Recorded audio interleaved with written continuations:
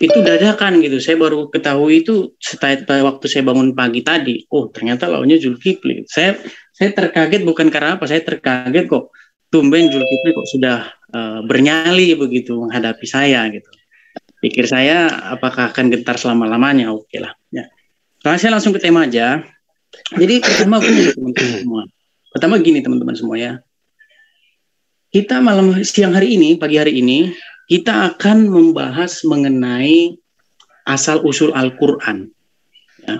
Karena ada banyak sekali ya hal-hal yang ingin saya utarakan tentang Al-Quran ini, di mana di dalam hemat saya, itu umat muslim sendiri tidak mengetahui hal-hal ini. Nah, rahasia-rahasia apa nanti yang akan saya ungkapkan di sini? Yaitu tentang asal-muasal Al-Quran yang selama ini itu tidak diketahui oleh umat muslim, tetapi itu adalah suatu hal yang sudah diketahui oleh para scholars ya, yang sudah diketahui oleh para pengkaji Al-Quran, terutama di Barat, ya, dan juga sebenarnya di dunia Islam sendiri. Tapi hanya saja hal-hal ini memang konsumsi para akademisi, ya, bukan konsumsi orang-orang awam. Nah, hal-hal apa saja itu nanti yang akan saya utarakan, karena ini baru opening statement ya, jadi nggak usah langsung saya utarakan. Adalah hal-hal yang tentu saja akan mengguncang iman, ya. Jadi katakan begitu. Kenapa mengguncang iman? Karena saya melihat begitu banyak teman-teman saya, saudara muslim itu, ini bahasa saya, itu bisa dikatakan menjunjung tinggi Al-Quran. Ya, bahkan kalau saya harus melebih-lebihkan, dikatakan siap mati begitu demi Al-Quran, karena cintanya terhadap Al-Quran. Nah, yang ingin saya utarakan adalah, ini pemanasan sedikit saja. Salah satu yang saya tulis di dalam buku saya, yaitu mengenai asal-usul Al-Quran, ada satu kata begitu, bukan hanya satu kata, sebenarnya ada banyak sekali kata. Ya, itu Arthur Jeffrey dalam bukunya The Foreign Vocabulary of Quran, ya, mengatakan bahwa ada 200 lebih, ya, sekitar 270 kurang lebih kosakata asing di dalam Al-Quran. Dan salah satu kata yang, karena dari sekian banyak kata saya akan pilih-pilih saja yang sudah sangat familiar, ya. Misalnya kata rokim di dalam Al-Quran, yang dimana saya rasa Zulkifli pun tidak akan bisa menjelaskan dengan betul-betul tepat apa arti dari rokim itu. Kalau kita membaca tafsir-tafsir ulama, kita akan menemukan banyak sekali tafsir mengenai arti dari rokim ini.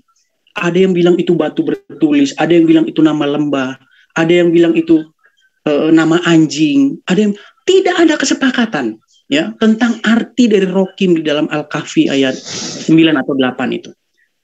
Nah, adanya fenomena semacam ini, adanya kata-kata yang ini kalau di dalam hemat saya itu memiliki arti yang absurd, ya, arti yang tidak jelas, yang dimana para mufasir menebak-nebak artinya. Ini membuat para peneliti Al-Quran berpikir tentang apa sebenarnya bahasa Al-Quran ini. Ya, nanti itu akan saya utarakan panjang lebar, karena Al-Quran seringkali mengatakan bahwa dirinya itu berbahasa Arab, ya kan? Yang perlu disadari oleh teman-teman begini, ya. Ada suara bocor. Suara siapa nih? Ya. Jadi gini, yang harus teman-teman ketahui bahwa tidak ada satu buku yang menjelaskan dirinya berbahasa apa. Misalnya gini, misalnya kalian beli sebuah buku, ya, taruhlah kalian beli misalnya koran pagi ini, ya, surat kabar hari ini, majalah hari ini. Tidak ada di buku manapun di dunia ini, tidak ada buku yang menginformasikan kepada pembacanya buku ini dalam bahasa apa. Ya, dalam buku apapun ketika kalian beli, dia tidak menjelaskan ini bahasa Bugis, ini bahasa Indonesia, buku ini bahasa Inggris, buku ini bahasa Arab. Nggak ada, ya.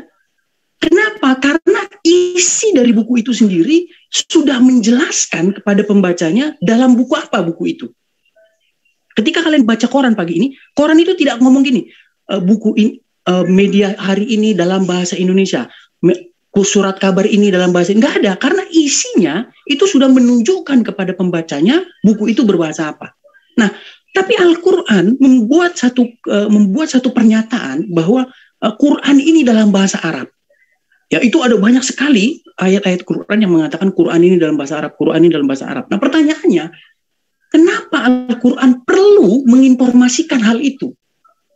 Kalau saya bandingkan dengan ini ya, misalnya kalian beli buku bahasa Indonesia, tidak ada di mukadimahnya itu dikatakan ini, buku ini bahasa Indonesia. Nah, karena informasi itu tidak berguna. Kenapa dikatakan tidak berguna? Karena bahasa dari buku itu sendiri sudah menjelaskan itu bahasa apa. Nah, Al-Quran mengatakan, kenapa Al-Quran itu bahasa Arab dikatakan la'alakum takilun, ya, supaya kamu memahaminya, supaya kamu mengerti, katanya. Nah, ini menjadi satu pertanyaan. Apakah ada sebelumnya Al-Quran yang bukan berbahasa Arab? Sehingga dikatakan, sekarang kami turunkan Al-Quran dalam bahasa Arab supaya kamu memahaminya. Ini menjadi satu pertanyaan di kalangan para scholars. Sebenarnya apa bahasa Al-Quran ini asalnya?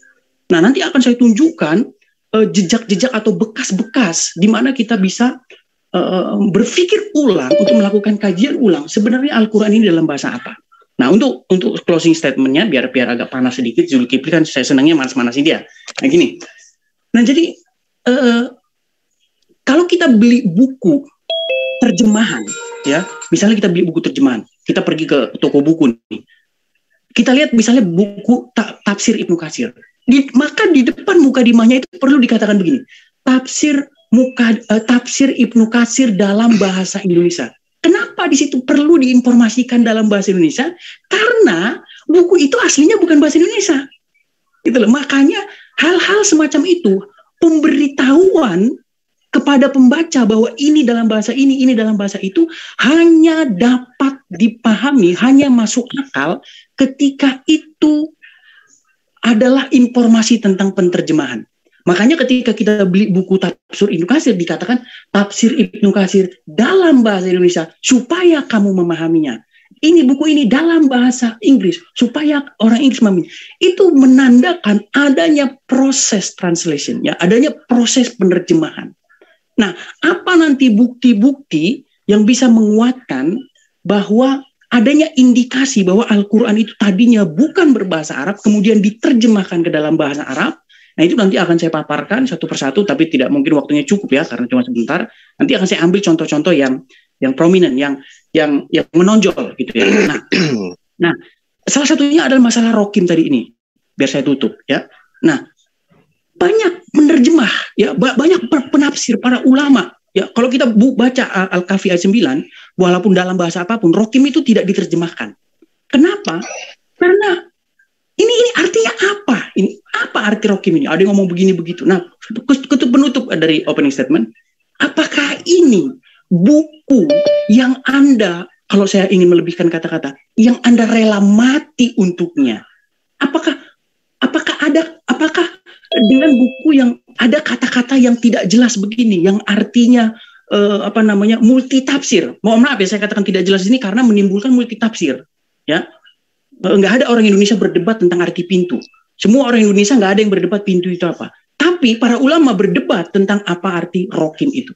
Itu adalah salah satu contoh pertama. Nanti saya akan tunjukkan banyak contoh. Tapi untuk sementara itu dulu, saya berikan kesempatan kepada Zulkifli Emabras. Terima kasih.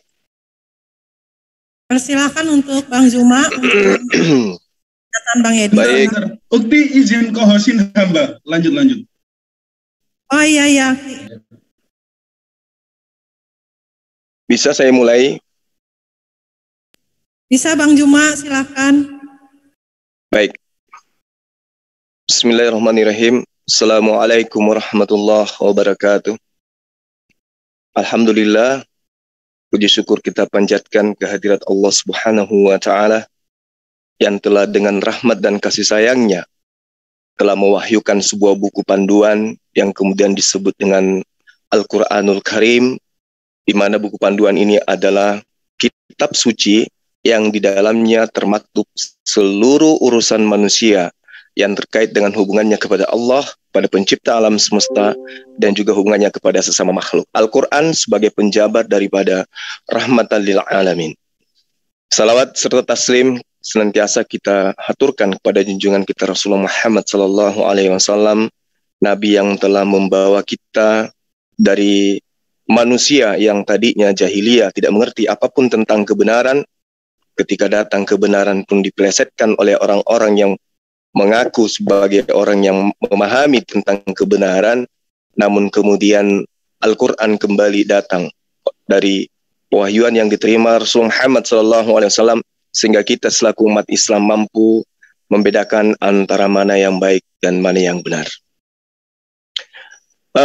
Sahabat-sahabat yang dimuliakan oleh Allah, sahabat yang ada di Zoom, dan juga teman-teman dari live comment netizen yang ada di Zoom yang lagi live di acara ini.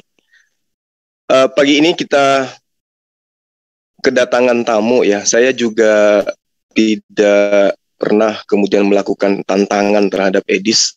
Cuman saya ditawarkan akhirnya mau tidak berdialog dengan Edis. Saya bilang ya nggak apa-apa. Bilang silakan aja atur waktunya. Itu pemberitahuannya kemarin kok nggak salah, semalam.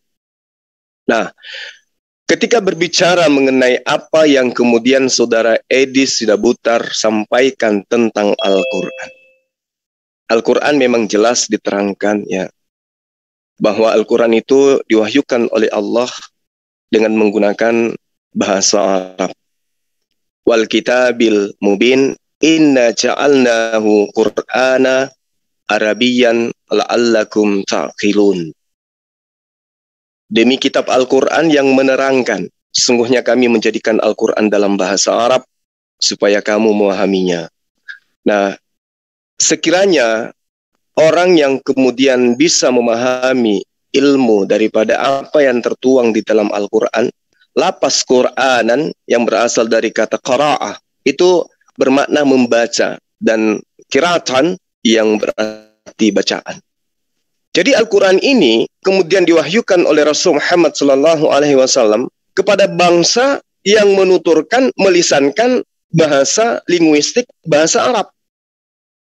Jadi sangatlah tidak mungkin kemudian sebuah kebenaran, mengklaim dirinya kebenaran, kemudian mengklaim dirinya wahyu Tuhan, mengklaim dirinya kalamullah, diwahyukan kepada orang yang menggunakan bahasa Aramaik, tapi kitabnya menggunakan bahasa Yunani. Nggak mungkin. Itu adalah pembodohan namanya. Karena itulah kemudian, kenapa Al-Quran ini didasari dengan pernyataan Allah, bahwa Al-Quran diwahyukan dalam bahasa Arab. Karena Al-Quran itu nantinya akan memberikan poin-poin tertentu kepada bangsa yang menuturkan bahasa Arab. Apa di antaranya? Allah mengatakan, Qul, katakan ya Muhammad kepada mereka, la ini tama'atil ins wal jins.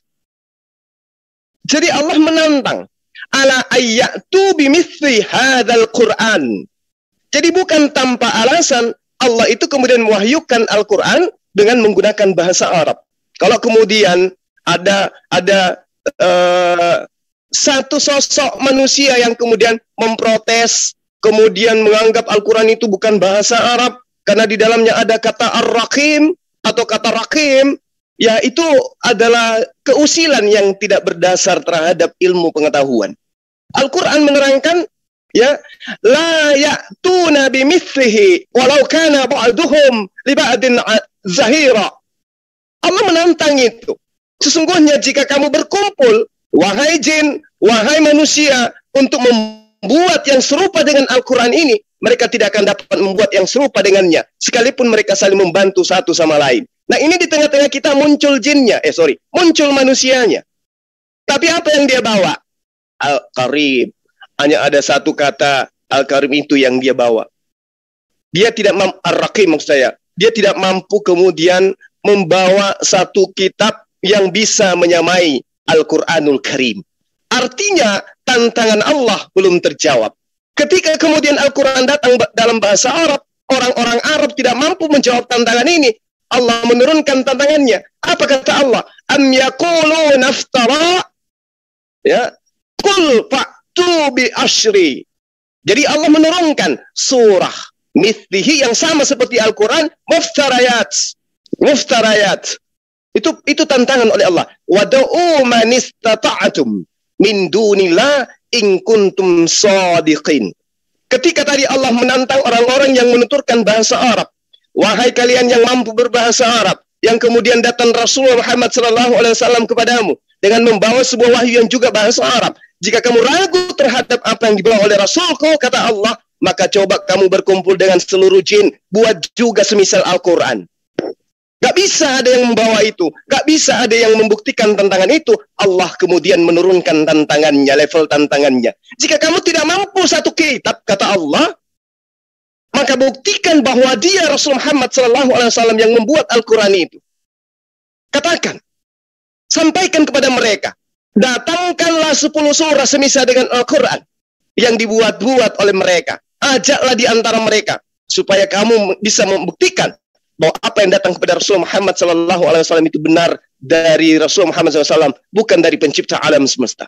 Tantangan ini diberikan kepada siapa? Kepada orang yang berbahasa Arab. Kalau tantangan itu diberikan kepada orang yang bernutur bahasa Jerman, bahasa Inggris, bahasa Bugis, bahasa Makassar, ya lucu lah. Tapi ini Allah tantang kepada siapa? Orang yang menuturkan bahasa Arab. Mampu mereka? Tidak. Allah kemudian melalui Rasulnya menurunkan tantangannya. Apa kata Allah?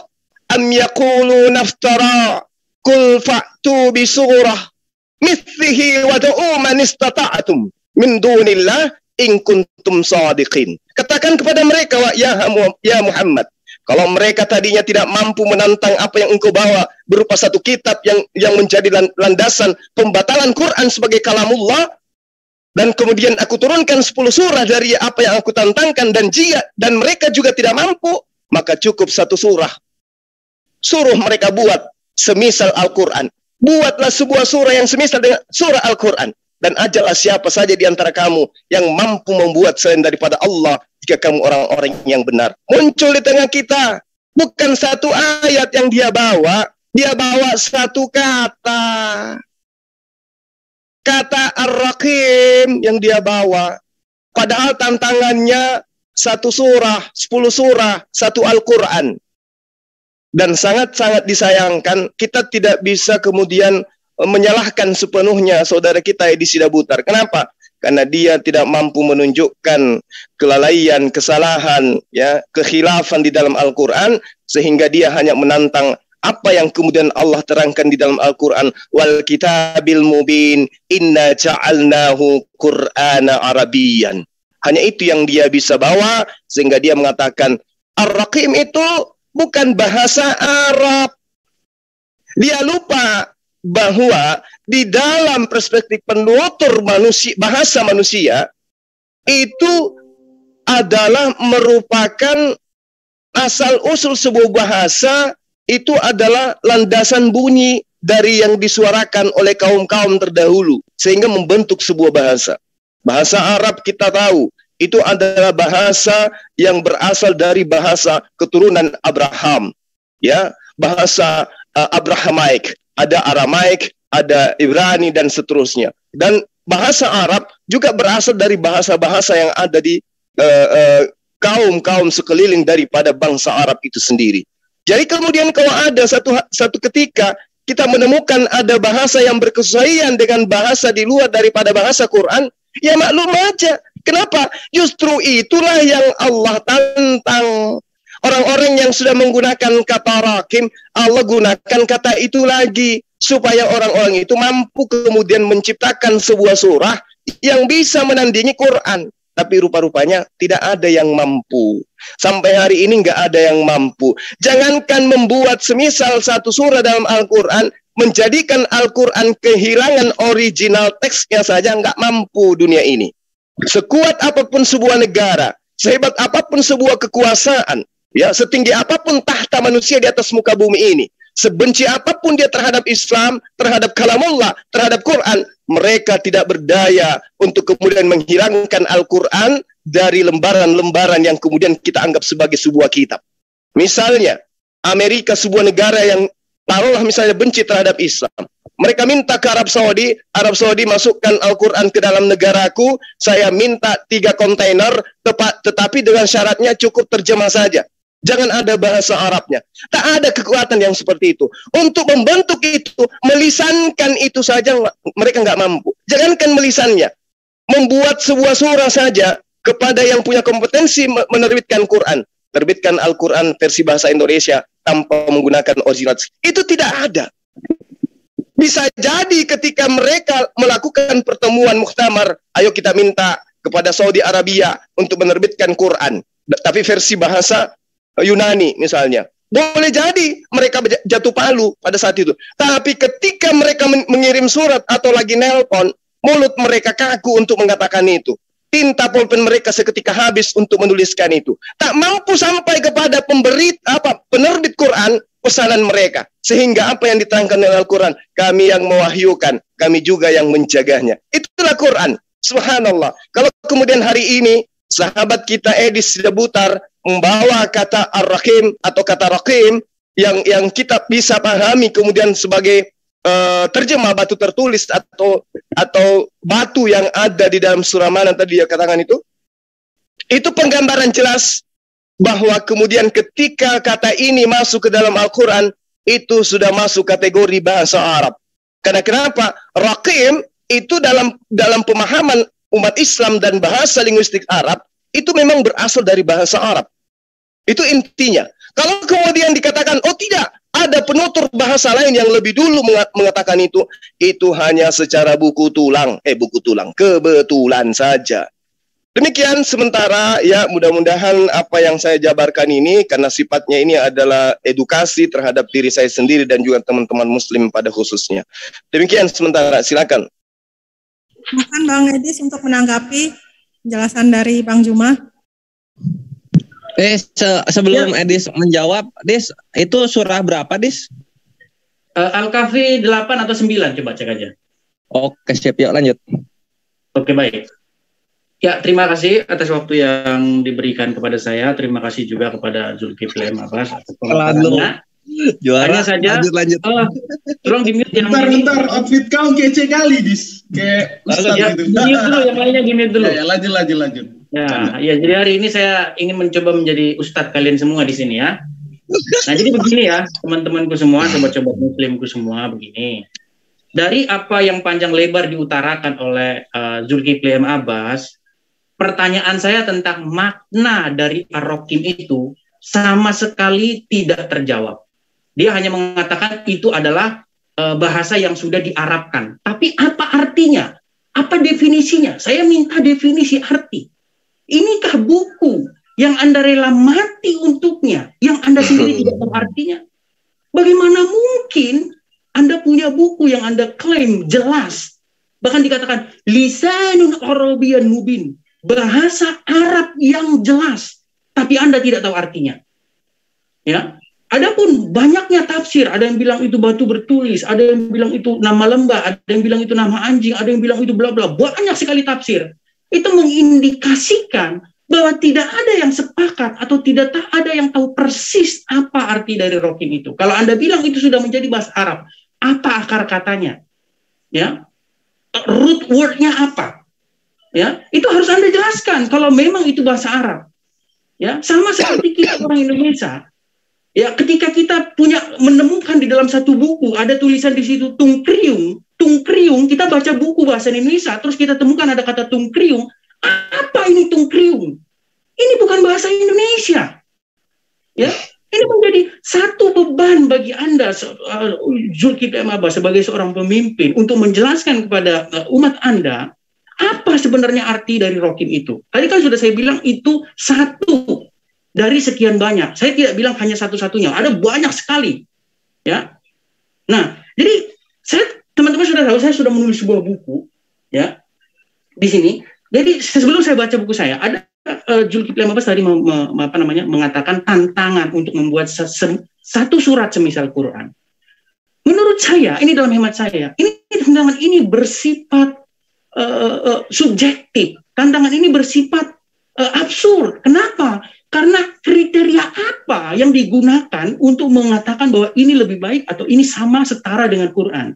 Sama seperti misalnya gini, saya adalah seorang koki, ya, kemudian saya buat satu makanan untuk diri saya sendiri, misalnya saya bikin telur dadar begitu, saya tantang seluruh dunia, ya, coba seluruh dunia berkumpul, bahkan ditolong oleh setan, oleh jin, oleh siapa sekalipun, untuk membuat nasi goreng yang lebih enak dari nasi goreng saya.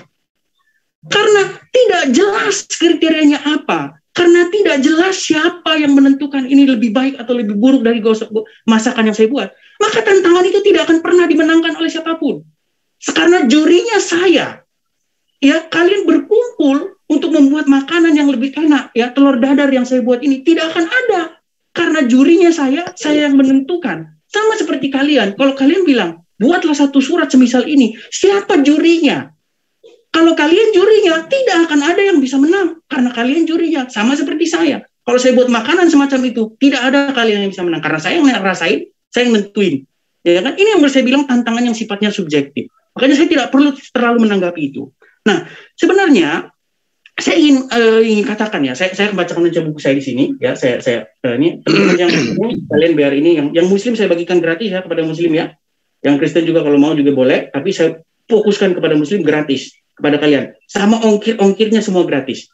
Nah, coba saya bacakan saja, saya tutup dulu video saya bacakan, ya. Jadi gini, kalau kita baca di dalam Az-Zumar ayat 28 dikatakan Quran dalam bahasa Arab, ya, Fushilat, ya, ayat 3 dikatakan kitab yang dijelaskan ayat-ayatnya, yakni bacaan dalam bahasa Arab, ya. Kemudian Asy-Syu'ara ayat 195, bahasa Arab yang jelas.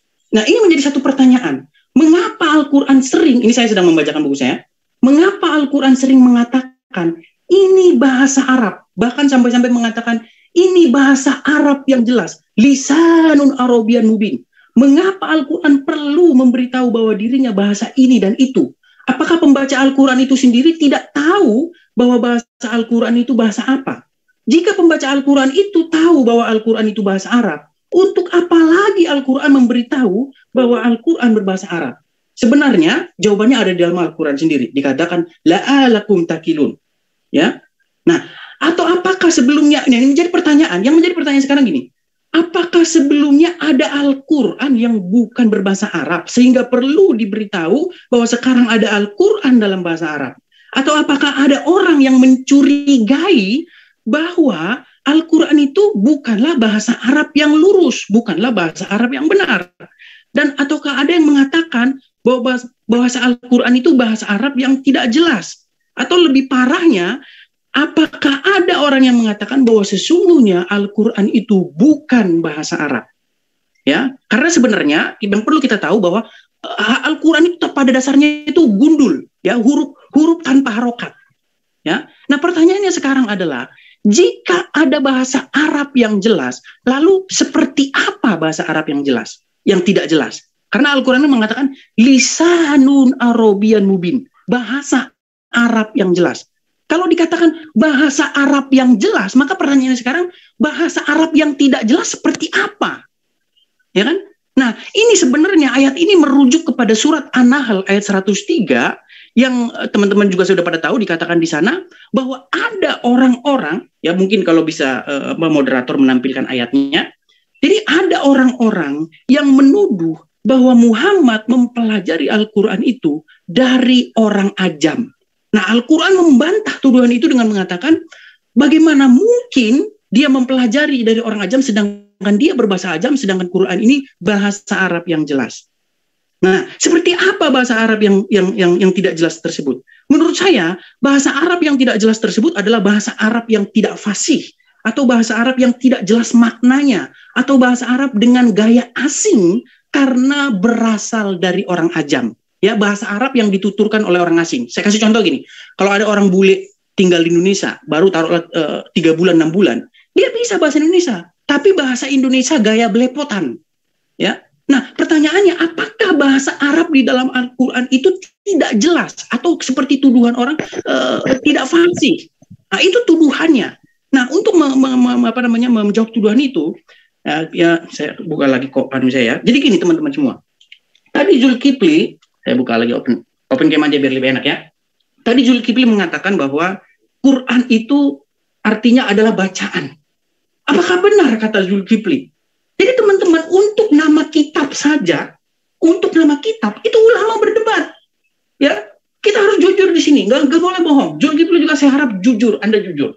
Ya, di dalam buku saya katakan, ya. Jadi kita harus jujur mengakui bahwa ada banyak sekali tafsir Al-Quran. Ya, sebut saja ya, saya sebutkan buku-buku tafsir dalam Al-Quran ya. Ada Muqatil bin Sulaiman ya, buku tafsir tertua ya. Ada Tabari, Ibnu Katsir, Al-Misbah dan lain sebagainya. Jadi kalau kita hitung, saya perkiraan saya, itu ada sekitar 40 buku tafsir Al-Quran. Nah, kalau kita mentadaburi ya satu persatu buku tafsir itu, ya teman-teman, sebuah bahasa, saya sudah 9 tahun ya mengkaji Quran ini, kita dapat menemukan ada banyak sekali penafsiran terhadap tiap-tiap paragraf dalam Al-Quran. Bahkan parahnya, ya, sering ditemukan adanya sebuah kosakata yang mufasir sendiri berbeda pendapat mengenai makna dari kata. Jadi makna dari sebuah kata loh, ya. Nah, saya kasih contoh untuk nama kitab. Kata Al-Quran saja, ya, kita dapat menemukan ada banyak sekali tafsir mengenai apa sebenarnya arti dari kata tersebut. Ya, ada yang berpendapat bahwa Quran itu tidak memiliki akar kata. Ya, ada yang berpendapat bahwa Quran itu berasal dari kata al-qara yang artinya mengumpulkan. Ada juga yang berpendapat dari kata qara'a, kata Zulkifli tadi, yang artinya bacaan. Ya, ada yang mengatakan bahwa Quran itu tanpa hamzah. Ya, ada juga yang mengatakan Quran itu dengan hamzah. Ya, pokoknya untuk nama kata saja itu berdebat. Ya, untuk nama kitab, ya bayangkan ini nama kitab loh. Apa definisi dari Quran? Akar katanya apa? Itu ada banyak sekali. Nah, yang perlu kalian pertimbangkan, saya ingin tahu kalian satu informasi begini ya. Dahulu, sebelum adanya Islam, sebelum ada agama Islam, ya bahkan sampai detik ini, kalau kalian ini, itu orang-orang Kristen dari Syria Aram, ya dari Aram, itu menyebut teks-teks keagamaan mereka dengan kata Keryana. Perhatikan ini, sampai detik ini, ya kalau kalian pergi ke Kristen Syria, ya di bahasa Aram sana, kalian akan menemukan dalam liturgi-liturgi mereka, buku-buku mereka itu disebut dengan Keryana. Nah, ini menjadi satu pemikiran ulang. Apakah jangan-jangan kata Al-Quran ini merupakan derivasi? Ya, kalau teman-teman tidak tahu derivasi itu perubahan gitu, perubahan fonem dari kata-kata. Merupakan derivasi dari kata Keryana. Ya, yang merupakan yang artinya itu teks-teks liturgis keagamaan. Nah, itu dari sekian banyak contoh ya. Saya akan tunjukkan banyak sekali contoh-contoh yang para scholars ya itu membuat satu bukti, merangkai satu bukti-bukti bahwa itu tadinya diterjemahkan ke dalam dari bahasa Aram. Ya, salah satu contohnya misalnya adalah Quran surat 6. Ini saya anukan dikit ya. Quran surat 6 ayat 164 tentang arti al-hawaya ya. Di dalam di sini dikatakan al-hawaya itu adalah lemak yang menutup perut. Ya, padahal kalau kita cari akar kata dari al-hawaya, ini nggak ketemu. Ini apa al-hawaya ini? Nah, para scholars itu mencari tahu karena ini tidak ditemukan kata dasarnya, maka para scholar mencari dalam liturgis bahasa Aram. Ternyata itu kalau jim itu kan ada bisa kho, bisa ha, bisa ha ya. Nah, jadi ada ini para scholars, bukan saya yang mengatakan. Ini para scholars mengatakan ini kemungkinan para mufasir itu salah meletakkan harokat. Jadi bunyinya itu bukan al-hawaya, bukan ha, ya bukan ha, tapi al-zawaya, ya atau al-ghawaya, yang dalam bahasa Aram itu artinya adalah bagian dalam, ya bagian dalam hewan, itu yang diharamkan. Itu sebenarnya bahasa Aram. Nah, ada banyak hal lagi. Misalnya, ya salah satu, kita ambil satu contoh aja biar nggak terlalu banyak ya. Oke, saya bacakan dulu biar selesai. Kemudian arti dari kata alif lam mim, ya. Kalau kita tanya ini sama Zulkifli M. Abbas termasuk, pasti dia tidak tahu artinya apa, karena dia mengatakan itu hanyalah huruf-huruf dan lain sebagainya. Tapi kalau kita membaca, misalnya salah satu buku, bukunya di kamar sebelah, buku yang ditulis oleh Gabriel Sauma ya, yang berjudul Mistranslated ya, Misleading dan Miswriting of Quran, yang bahasa Indonesianya itu salah translate, salah baca dan salah tulis dalam Al-Quran ya. Buku itu bagus sekali. Dia mengatakan misalnya Ya, banyak sekali contoh-contohnya. Saya ambil satu contoh aja misalnya ini dari alif lam mim ini ya. Kalau kita baca ini dalam bahasa Arab, ternyata arti dari alif lam mim itu artinya adalah silent ya, atau hening. Ya, dari bahasa Arab yang artinya alem itu artinya hening. Contoh misalnya gini, sampai sekarang kalau kalian pergi kepada Kristen Syria, sebelum melakukan peribadahan, mereka itu mengatakan alim. Alim itu artinya heninglah, diamlah. Nah, baru mereka bisa melakukan peribadatan. Nah, kalau kita baca menurut scholar dari Muslim, alif lam mim ini banyak sekali artinya. Ada yang ngomong itu hanya Allah yang tahu, ya, hanya Allah yang mengetahui takwilnya dan lain sebagainya. Tapi sebenarnya di dalam Al-Quran sendiri ada satu statement, ya, dikatakan jika kamu ragu-ragu terhadap apa yang kami wahyukan kepada, maka tanyakanlah orang yang membaca kitab sebelummu. Nah, yang jadi pertanyaan sekarang, apakah Zulkifli 15 pernah bertanya kepada saya? Biar saya jelaskan. Loh, kan ada perintah Quran untuk menanyakan, tanyalah orang-orang yang membaca kitab sebelummu. Nah, makanya kalau kita membaca dari liturgi Aram, ini sebenarnya ada artinya. Tapi kalau kita membaca dari Muslim sendiri, dikatakan alif lam mim ini apa? Ya, kita temukan sendiri banyak sekali tafsirnya. Ada banyak sekali kata-kata, ya. Ada banyak sekali. Pokoknya ini saya utarakan nggak sempat waktunya. Tapi nanti saya akan senang membahas kata yang sudah familiar saja. Misalnya yaitu tentang arti dari Al-Kautsar. Bukan. Dari arti apa? Ya, Al-Kautsar juga termasuk, ya. Al-Kautsar itu kalau menurut Muslim itu dikatakan air sungai, ya, dan lain sebagainya. Tapi nanti kalau kita baca itu menurut teks-teks Aram, itu artinya beda. Itu jadi sesuai dengan konteks kalau kita bahas dari bacaan-bacaan Aram. Nah, ada satu buku yang sangat bagus, ya, yang ditulis oleh Christoph Luxemburg yang berjudul The Syrio-Arabic Reading of Quran, bacaan Al-Quran menurut teks Syria. Itu kata-katanya menjadi lebih masuk akal di dalam saya ketika saya membaca Al-Quran. Karena kalau saya membaca Al-Quran menurut terjemahan dari teman-teman Muslim, saya hanya menemukan banyak sekali tanda kurung, kata-kata tambahan, ya, yang ditambahkan ke dalam situ yang sebenarnya sendiri tidak ada untuk membuat kalimat itu seperti menjadi lebih masuk akal. Ya, kalau dibuang tanda kurungnya semua, saya bingung ini gimana ini? Seperti kok kekurangan kata-kata gitu kalau nggak ada tanda kurungnya. Nah, makanya menjadi penasaran bagi para scholars, ya, dari Barat tentu saja, yang mencari sebenarnya asal. Bang Edis, maaf saya masih lama nggak? Soalnya ini udah terlalu lama. Bang, ya, masa 2 jam. Ya, silakan Bang Juma. Ya, jadi ya geli-geli juga sih lihat orang yang buta menerangkan kepada orang yang melek. Ini kalau kita lihat dari cara Edis menjelaskan, malah semakin menguatkan imannya umat Islam. 1400 tahun silam, Al-Quran telah menjelaskan kepada kita umat Islam. Wadda katsirum min ahlil kitabi law yaruddunakum min ba'di imanikum kuffara. Itu sangat jelas itu. Hasadam min indi anfusihim min ba'di ma tabayyana lahumul haqqa. Fa'fu wasfahu hatta ya'tiyallahu bi amrih. Innallaha ala kulli syai'in qadir.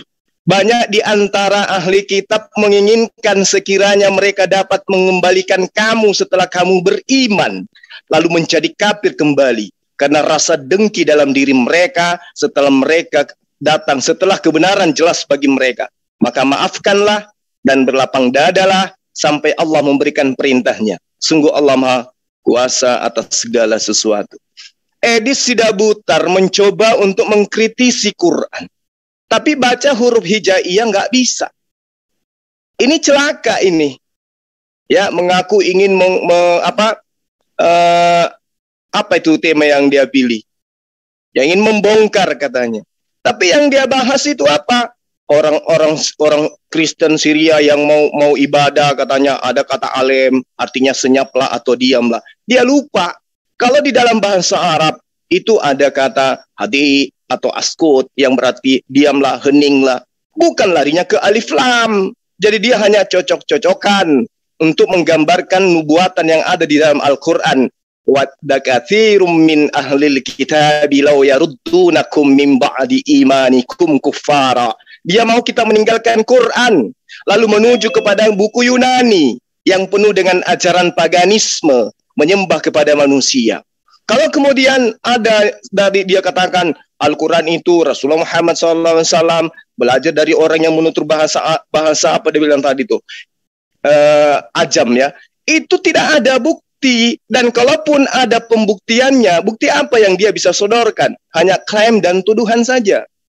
Nah, Al-Quran itu 30 juz. Ayatnya sangat terinci. Ayatnya itu bukan cuma 100, bukan cuma 200. Ayatnya itu banyak. Dan Rasulullah Muhammad SAW mengajarkan akidah. Itu tidak pernah melakukan penelitian atau pembahasan kata per kata di dalam wahyu yang dia sampaikan dalam pendekatan linguistik atau dalam pendekatan sejarah kitab-kitab terdahulu. Tidak ada itu.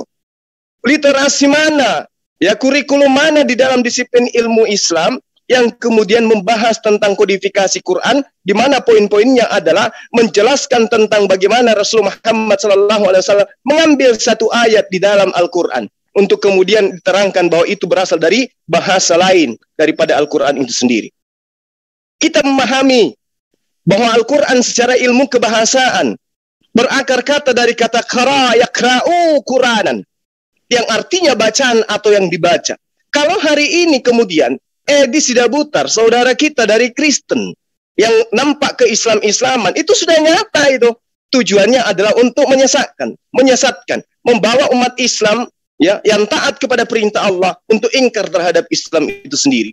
Secara general, Al-Quran didefinisikan sebagai sebuah kitab yang berisi himpunan kalamullah. Jadi ketika tadi ada penafsiran tentang kata Quran, ya wajar. Al-Quran itu memang kaya dengan ilmu. Satu kata bisa bermakna sampai 80 makna di dalamnya. Berbeda dengan bahasa Indonesia. Contoh misalnya, bahasa Indonesia, apel. Hanya memiliki 2 makna apel itu. Bisa upacara, bisa buah. Lainnya nggak ada. Nah, ini kemudian yang tidak dipahami oleh orang-orang yang tidak bisa membaca Quran.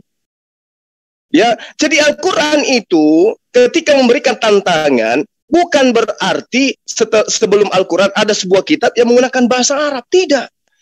Ketika Al-Quran menerangkan dirinya bahwa dia adalah sebuah kitab yang kemudian diberikan kepada Rasulullah Muhammad SAW di tengah-tengah orang Arab, poin yang ingin dia sampaikan adalah memberikan pengetahuan kepada orang Arab bahwa yang datang kepada kalian itu sangat jelas kitabum fussilat ayatuhu Qur'anan Arabiyan liqaumi ya'lamun. Itu ada datanya. Jadi tidak bisa kemudian dipenggal. Apa kalimat terakhir yang disampaikan oleh Allah melalui Quran ini?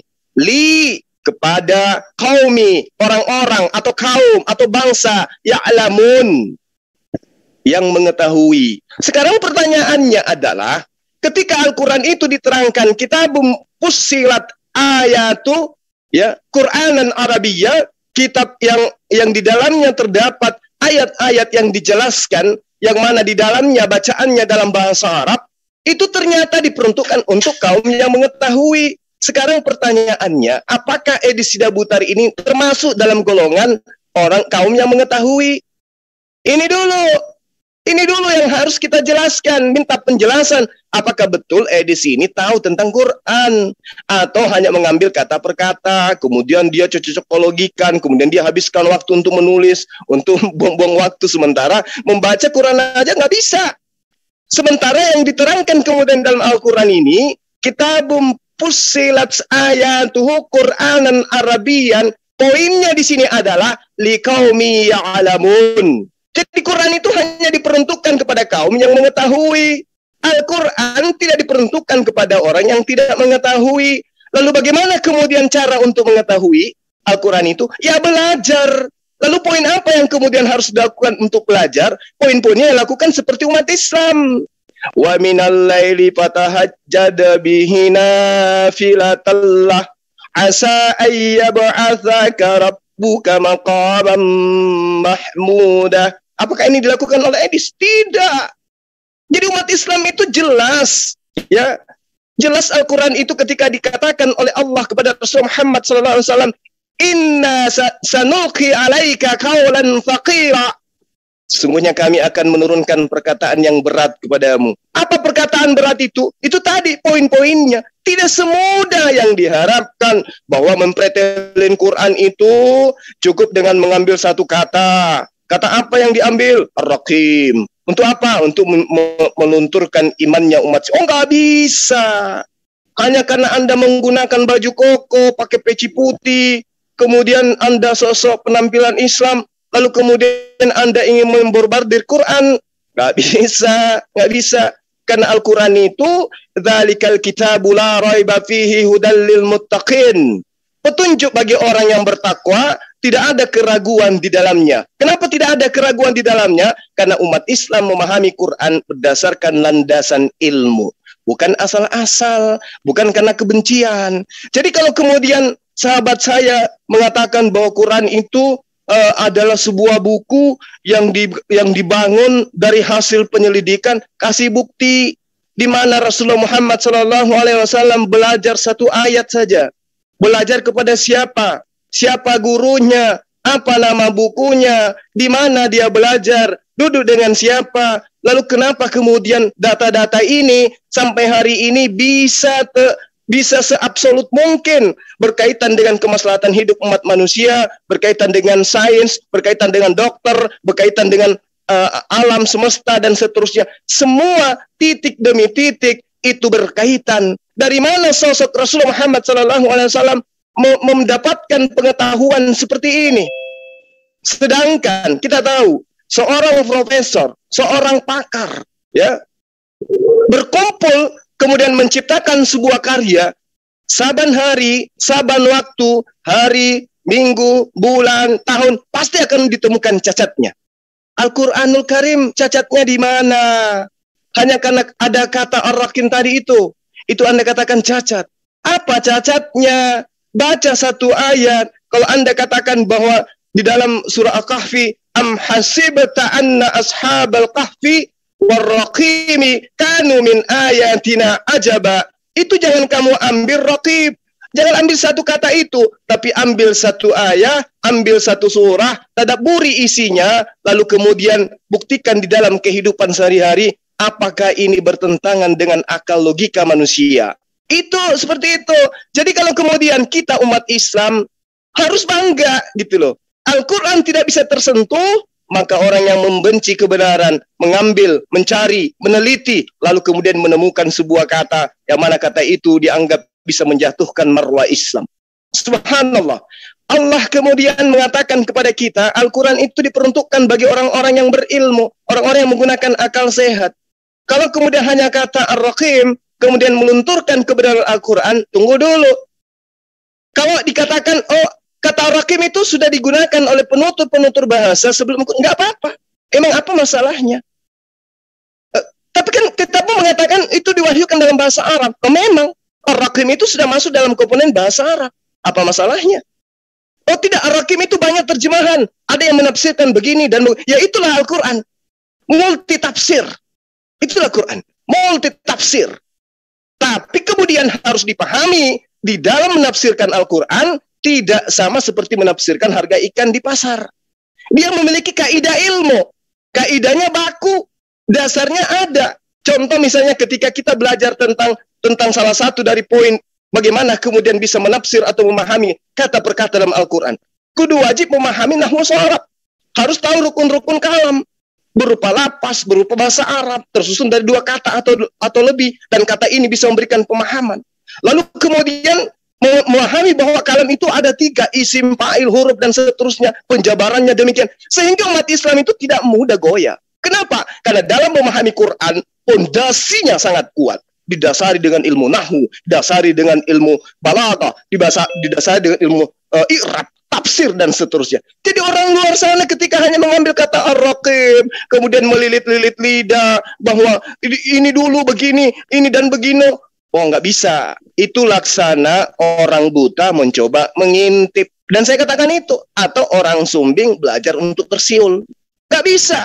Al-Quran itu adalah kalamullah. yang didasari dengan disiplin ilmu yang harus dipahami dasarnya. Tak bisa. Bagaimana kemudian orang bisa menemukan kesalahan dalam sebuah buku, sementara membacanya pun tidak bisa? Yang muncul kemudian adalah semakin Anda gigih untuk membuktikan Quran itu bukan kalamullah, semakin Anda akan ditertawakan oleh dunia. Itu dari saya. Silakan. Ini saran saya, Bang Edis. Kalau lagi memaparkan jangan terlalu lama ya, jadi sesuai dengan topik aja. Kalau bisa nanti Bang Edis memberikan contoh kepada kita jika Bang Edis bisa membongkar rahasia Al-Quran.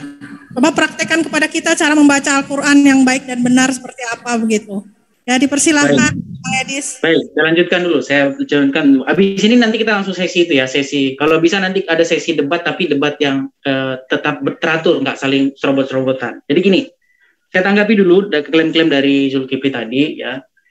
Jadi pertama, apa yang dikatakan Zulkifli M. Abbas panjang lebar tadi sama sekali tidak menjawab pertanyaan, tapi lebih cenderung kepada merepresentasikan atau mengejawantahkan. Memang ada pertanyaan tadi?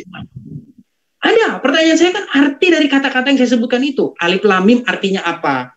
Alif Lam Mim memang tidak ada artinya kan? Nah, kalau bagaimana terus bagaimana kemudian Anda bisa memahami arti Alif Lam Mim? Coba Anda berikan saya arti dari Alif Lam Mim itu apa? Enggak, maksud saya habis ini kita masuk sesi itu. Enggak usah. Pasti gini aja juga, pasti kamu ngelantur aja ke sana kemari. Masuk ke poin penguasaan kamu terhadap ilmu Quran aja dulu. Alif Lam Mim menurut kamu artinya apa? Berdasarkan Al-Quran, silakan. Ya, tadi sudah saya katakan bahwa Alif Lam Mim ini diduga keras ini adalah diduga. Jadi kamu cuma menduga. Maksud saya habis ini kita masuk sesi situ. Enggak. Saya pengen tahu. Saya tinggalkan Quran kalau kamu mampu menunjukkan arti yang sesungguhnya Alif Lam Mim berdasarkan qiraatul Quran. Silakan. Justru pertanyaan saya itu, apa arti Alif Lam Mim? Apa? Silakan, apa arti Alif Lam Mim? Saya kan sudah bilang. Dia tidak beri makna, dia tidak diberi arti. Terus sekarang kemudian kamu mengatakan ada artinya. Kalau ada artinya, tunggu dulu. Bagaimana mungkin Anda katakan di dalam kitabmu ada kata-kata yang tidak bermakna? Anda sedang Tunggu dulu. Saya tanya sama teman-teman Muslim yang ada di sini, ya. Saya belajar sama mereka semua. Sahabat-sahabat, tolong open mic. Saya ingin tahu dari antum apa arti dari Alif Lam Mim. Di sini ada Ustadz Alwan, ada teman-teman yang sudah paham Quran. Silakan. Sebelum saya jawab edisi Dabutar, bantu saya memahami itu. Silakan. Sebentar, ya. Maknanya itu kembali kepada Allah. Iya, mengetahui arti takdir. Kita jelas. Ya satu-satu. Iya, saya dulu. Ya, supaya edisi Dabutar jelaskan nanti berdasarkan Quran Alif Lam Mim itu apa ya. Silakan.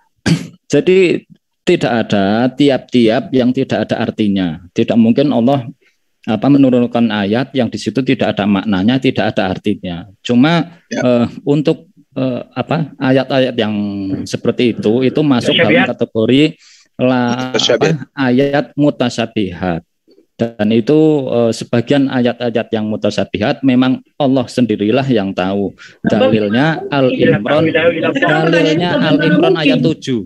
Dalilnya Al-Imran ayat 7. Ya, oke, saya tahu itu. Ada di buku saya. Pertanyaannya sekarang bagaimana mungkin Allah di satu sisi mengatakan inilah Al-Qur'an, dikatakan tadi Zulkifli mengatakan Dzalikal kitabu la raiba fihi hudal lil muttaqin. Tidak ada keraguan di dalamnya, tetapi di satu pihak dikatakan ada kata-kata di dalamnya yang mutasyabihat, tidak jelas. Di satu sisi Allah katakan ini bahasa Arab yang jelas, yang memiliki arti yang jelas. Tapi di satu sisi dikatakan ada di dalam Quran itu ayat-ayat yang mutasyabihat. Mutasyabihat itu tidak diterjemahkan, itu terjemahannya itu tidak jelas. Mutasyabihat itu artinya absurd, tidak diketahui maknanya. Ini menjadi makin kuat satu indikasi bahwa sebenarnya banyak orang-orang yang menuduh di awal di kehidupan Muhammad dahulu bahwa Al-Quran itu sebenarnya disadur dari orang-orang ajam. Karena itu dicatat di dalam An-Nahl ayat 103 bahwa orang-orang kafir pada saat itu menuduh Muhammad mempelajari Al-Quran dari orang ajam. Nah, salah satu namanya yang dituduhkan Muhammad belajar itu adalah dikatakan di sini, saya bacakan di buku saya, ya.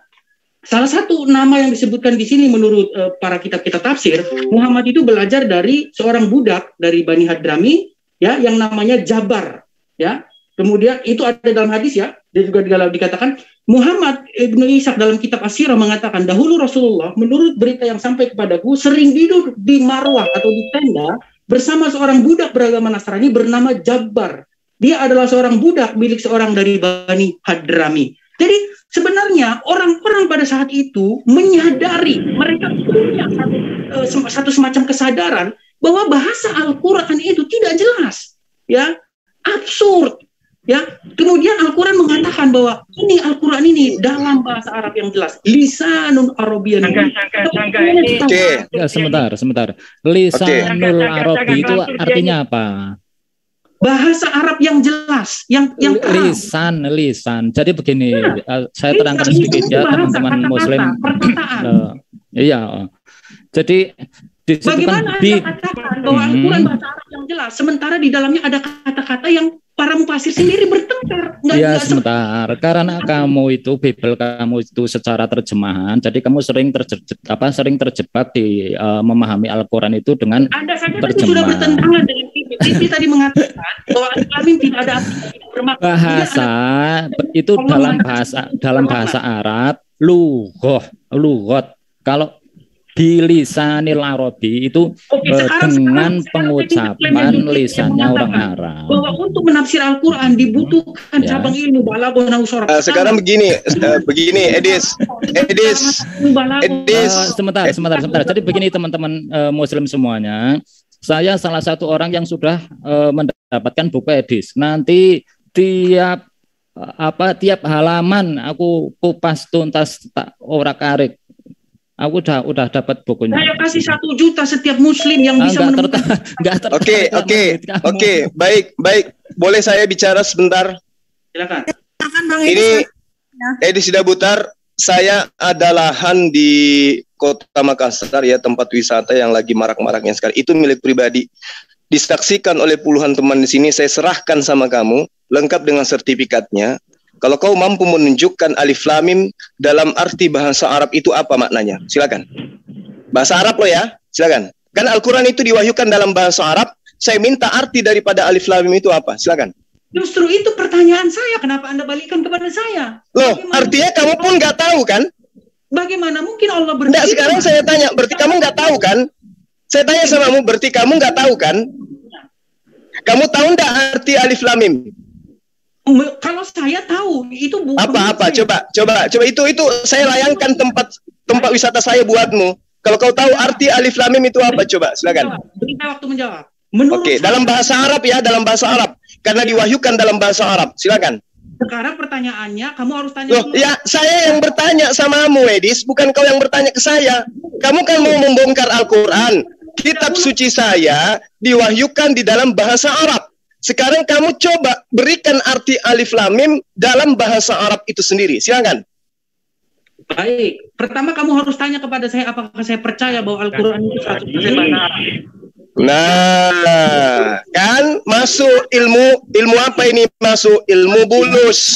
Ilmu bulus. Kamu kan sudah dengarkan apa yang saya bacakan tadi. Al-Quran itu diberikan kepada siapa? Liqaumi ya'lamun. Untuk kaum yang mengetahui. Kamu ternyata tidak mengetahui. Artinya kamu tidak memahami Quran itu.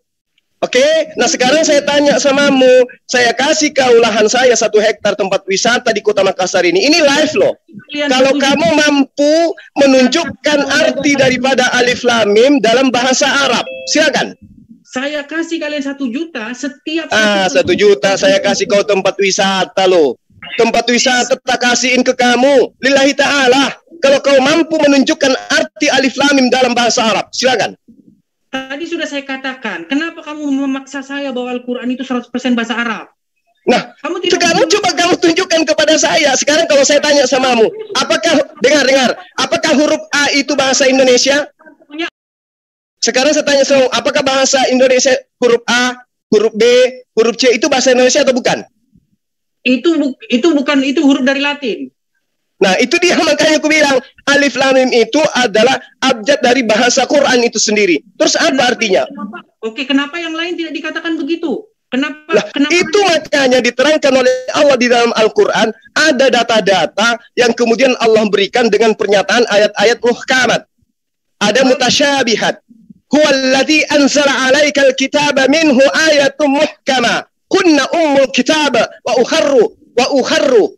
Itu sudah jelas itu. Uharu mutasyabihat. Ya, saya rada-rada lupa. Kalau salah, tolong Ustadz diluruskan dalilnya. Wa uharu mutasyabihat. Nah, ini sangat jelas bahwa umat Islam itu diberi pengetahuan bahwa ada ayat-ayat yang maknanya kemudian kandungannya jelas dan ada makna ayat yang hanya Allah yang tahu. Nah, lalu kemudian ketika kemudian diwahyukan Alif Lam Mim ini, itu menjadi sebuah pokok ilmu di dalam penjabaran Al-Quran. Contoh misalnya, bagaimana umat Islam memahami daripada bahasa Quran.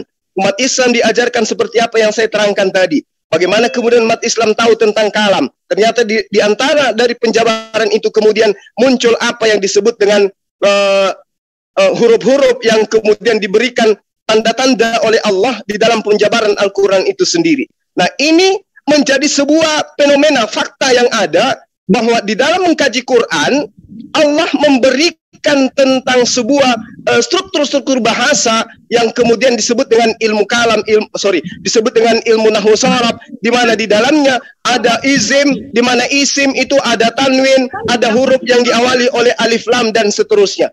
Artinya bahwa ketika Allah menerangkan ada ayat-ayat mutasyabihat, itu bukti bahwa alif lam itu berguna kemudian untuk membuka tabir rahasia yang ada dalam Al-Quran. Sekarang pertanyaan saya, jika kamu ingin membongkar Al-Quran, coba terangkan kepada saya arti alif lam dengan menggunakan bahasa Arab, dalam pemahaman bahasa Arab. Silakan. Ya, ada banyak yang protes sama saya, katanya suara saya dikecilin, terus suara Zulkifli dibesarin. Ini menurut saya emang bisa. Emang bisa gitu di Zoom? Nah, banyak yang ngomong seperti itu. Di komen banyak ngomong gitu. Suara saya kalau emang bisa. Ya, emang bisa di Zoom, ada yang dikecilin, ada yang dibesarin, emang bisa kayak gitu. Tidak bisa. Ada aja tahu ini. Itu asumsi aja, Bang, muter-muter. Oke, jadi kita fokus di alif lam inti ya, jangan melebar. Baik. Makanya sudah saya katakan ya. Anda jangan memaksa saya untuk mempercayai bahwa Al-Qur'an itu bahasa Arab. Lah, terus kemudian ketika Anda kemudian tidak memahami Quran, Anda di luar daripada Quran, mencoba mempretelin dengan ilmu apa? Baik, sekarang saya tanya sama Anda, apakah ada bahasa-bahasa ajam dalam Al-Quran? Ya coba Anda buktikan.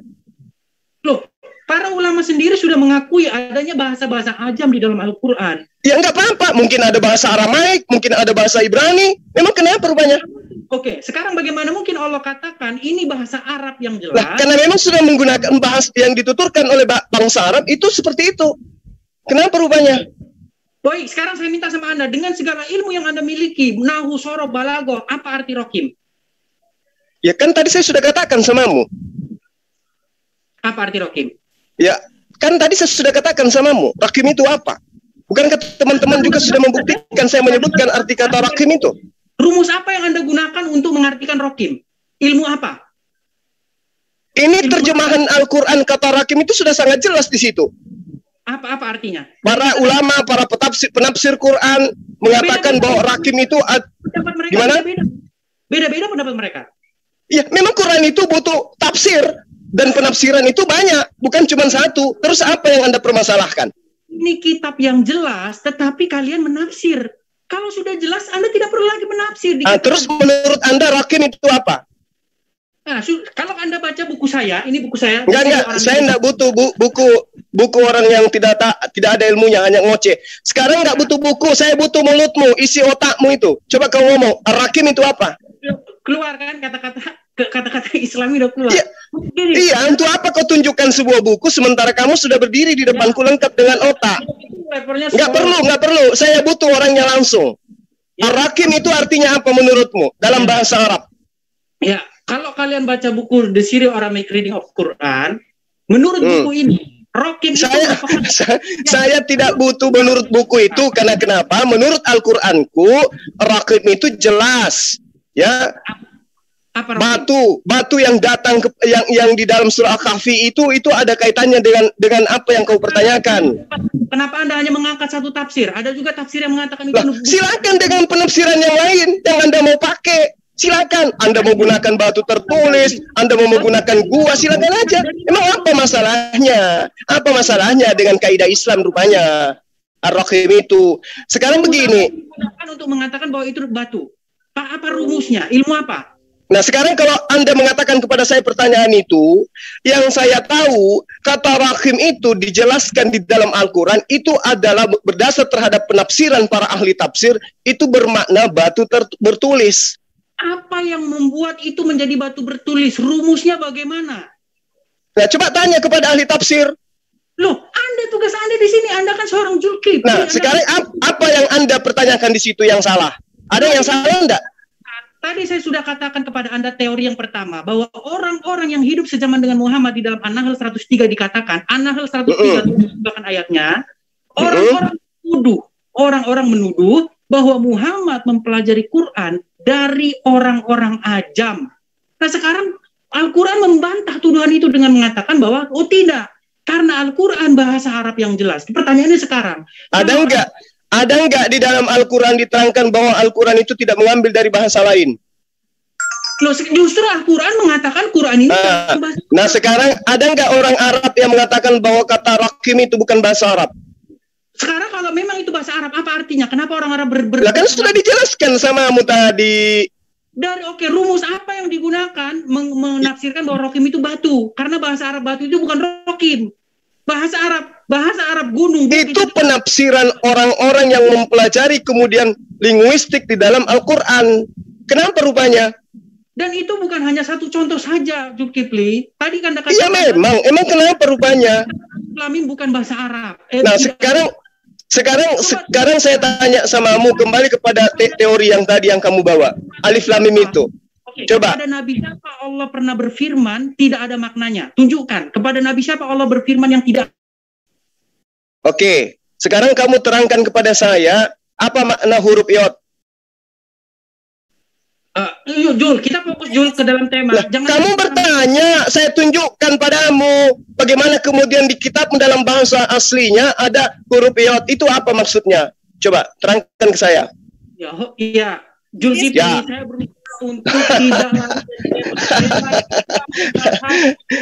kamu bertanya kitab-kitab terdahulu. Saya tanya samamu, kitab terdahulu ada firman yang datang kepada Musa dengan kata yod, itu artinya apa? Jujur, kalau memang Al-Quran bahasa Arab nangis. Kenapa ada kata yang Bang Juma sama Bang Edis, maaf saya potong ya. Ini di live chat pada rame ini katanya Bang Edis kenapa pakai baju muslim gitu. Katanya apa di rumah juga setiap hari pakai baju muslim. Saya jawab. Ya, jadi teman-teman dulu ya sebelum saya bertobat, dulu saya sempat mendalami Islam.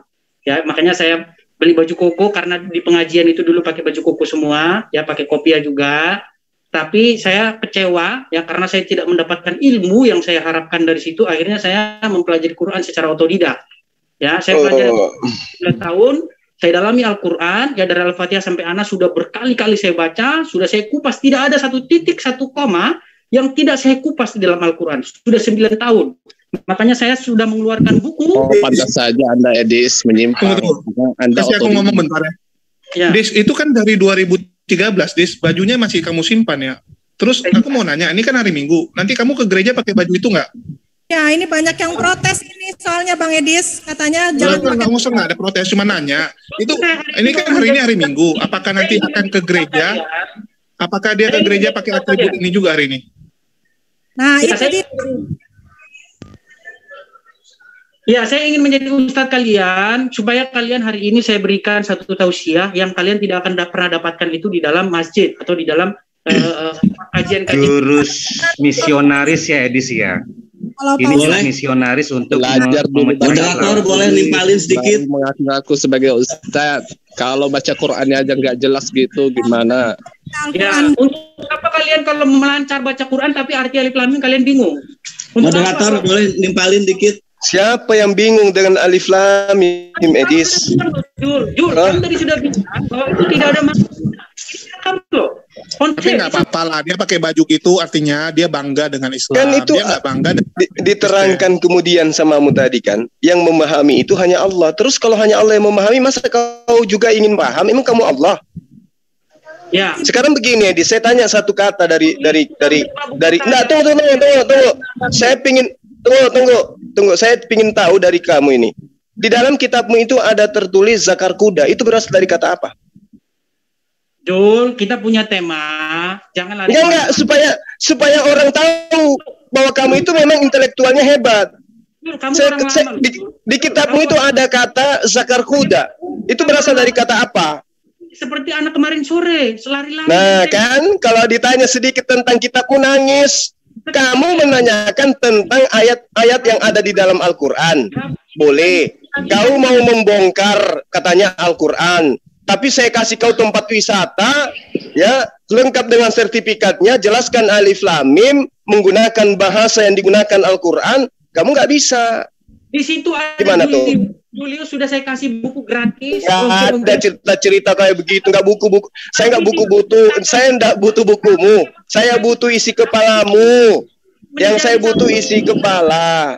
Dan satu-satunya kristolog muslim yang tidak kau kirimkan bukumu itu saya. Kenapa kamu malu? semua hampir kau kirimkan. Saya nggak ada kau kirimkan. Padahal dulu sudah pernah kau minta alamat. Selamat pagi. Aduh. Waalaikumsalam. Ya, jadi kita lihat. Berapa lama belajar Al-Quran nih, Edis? Aki Budak Angon 9 tahun. Ya, Ahi Budak Angon silakan. Berarti udah tahu bahasa Arab nih. Ya, saya tidak pernah mengklaim bahwa saya ahli berbahasa Arab. Kita tes Bang Budak, karena Al-Quran itu terus atas dasar apa Anda mengklaim bahwa diri Anda itu ahli Al-Quran? Toh bahasa Arab saja Anda nggak bisa, kan ini lucu. Kalau belajar sendiri di situ biasa belajar dengan setan loh, Dis. Ya, saya di mute dan dikeroyok ini. Nggak, gantian ini Aki Budak Angon mau nanya dulu soalnya. Silakan Aki Budak Angon. Iya, izin teman-teman, izin sekali, maaf. Saya bersyukur kepada Allah kalau Islam mengajarkan menutup aurat sedemikian rapi, yang perempuan jangan kelihatan dari selain muka dan tangannya untuk laki-laki ya seperti dipakai di hari ini. Terima kasih Edis ya kepada Islam.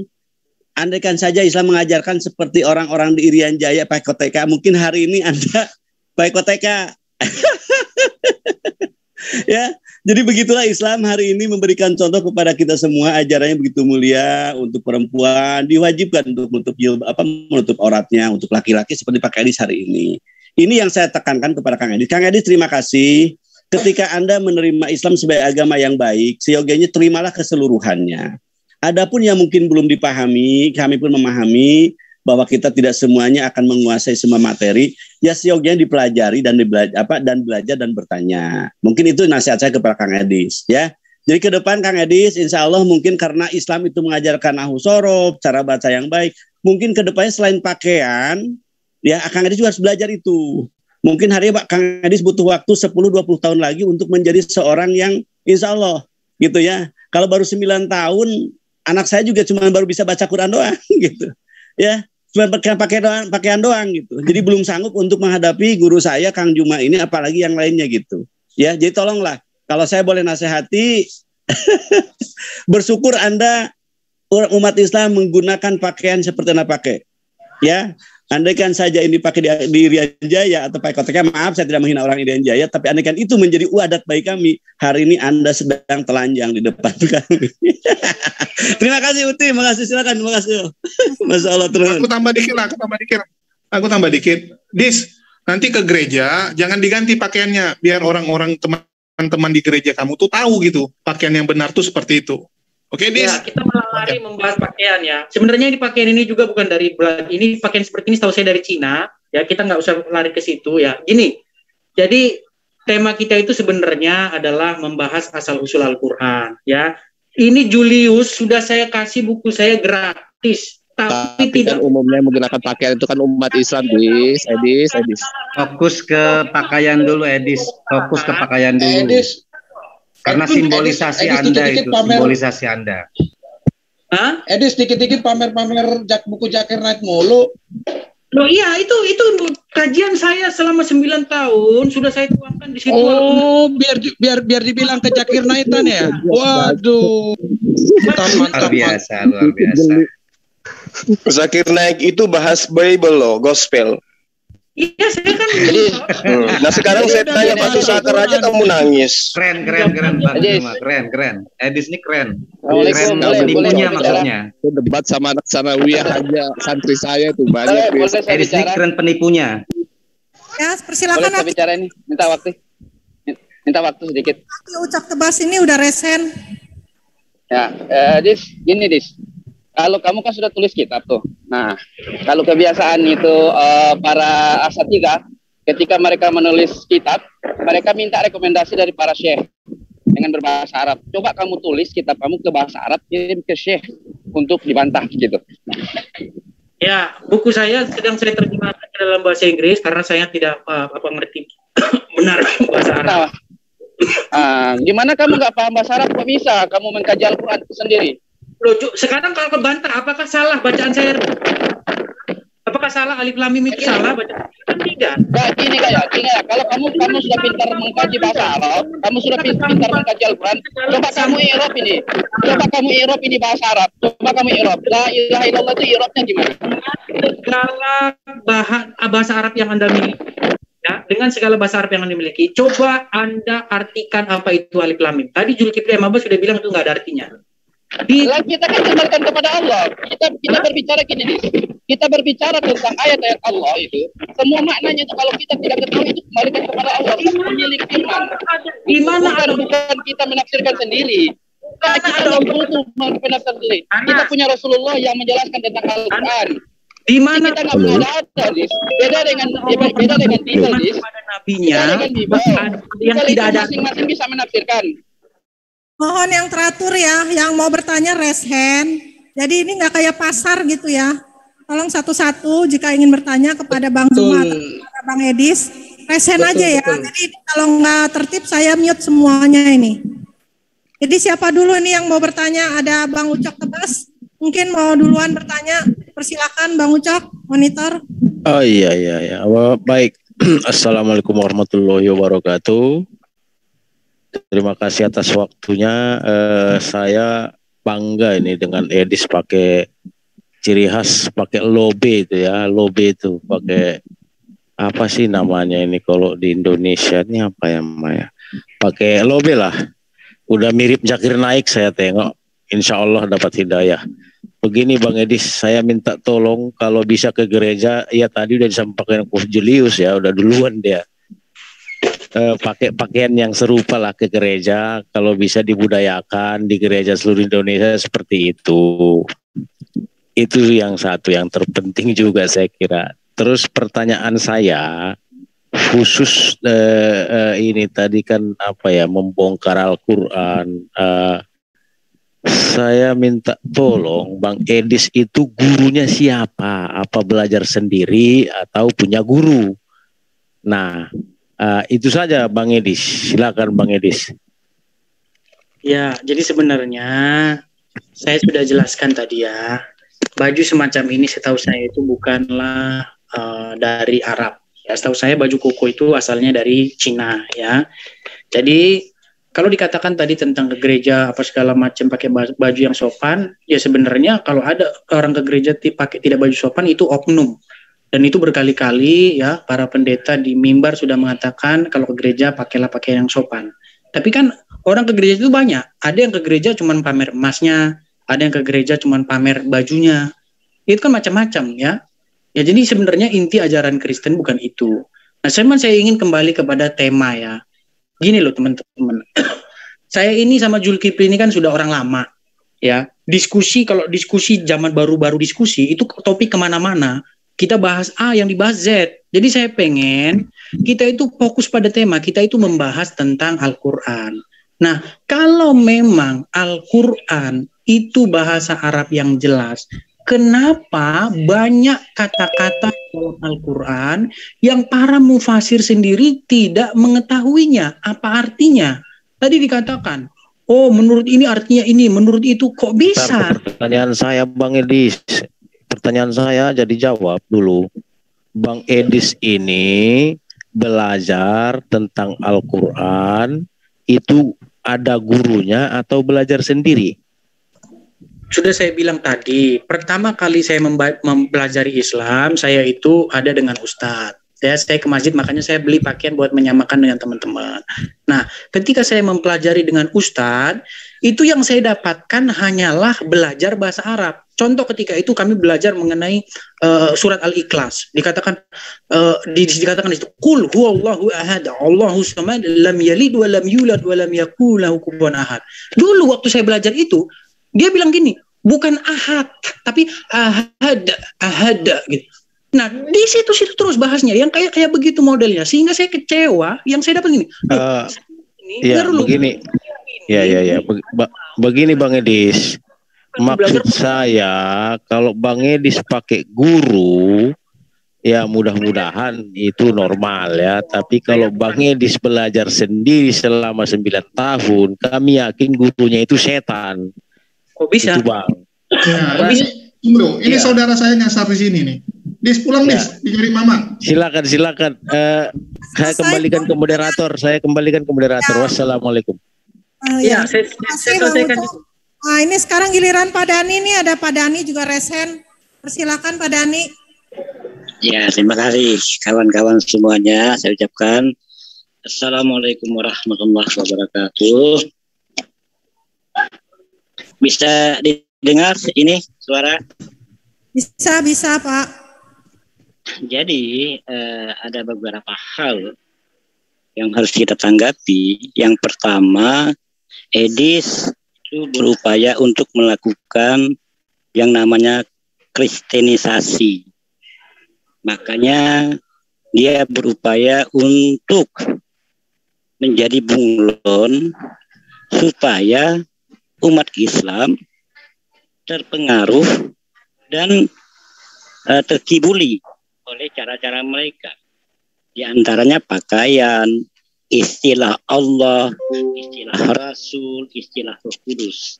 Itulah cara mereka untuk melakukan penyamaran, melakukan kelicikan untuk menjadikan umat Islam sebagai pengikutnya. Yang pertama. Yang kedua, apa yang dikatakan Edis tadi, Al-Quran itu dari mana? Makanya kalau Anda Edis, kalau Anda pisaunya tajam untuk mengupas suatu persoalan, maka gunakanlah alat yang tajam. Jangan menggunakan alat pisau yang tumpul. Anda sendiri tidak bisa membedakan mana Al-Quran dan mana kitab Al-Quran. Kalau Anda tidak bisa membedakan mana Al-Quran dan mana kitab Al-Quran, berarti pisau Anda terlalu tumpul untuk membahas Al-Quran. Makanya di dalam Al-Quran mengatakan la takfu ma laisa laka bihi ilmun. Jangan kamu ikuti sesuatu yang tidak kamu ketahui ilmunya.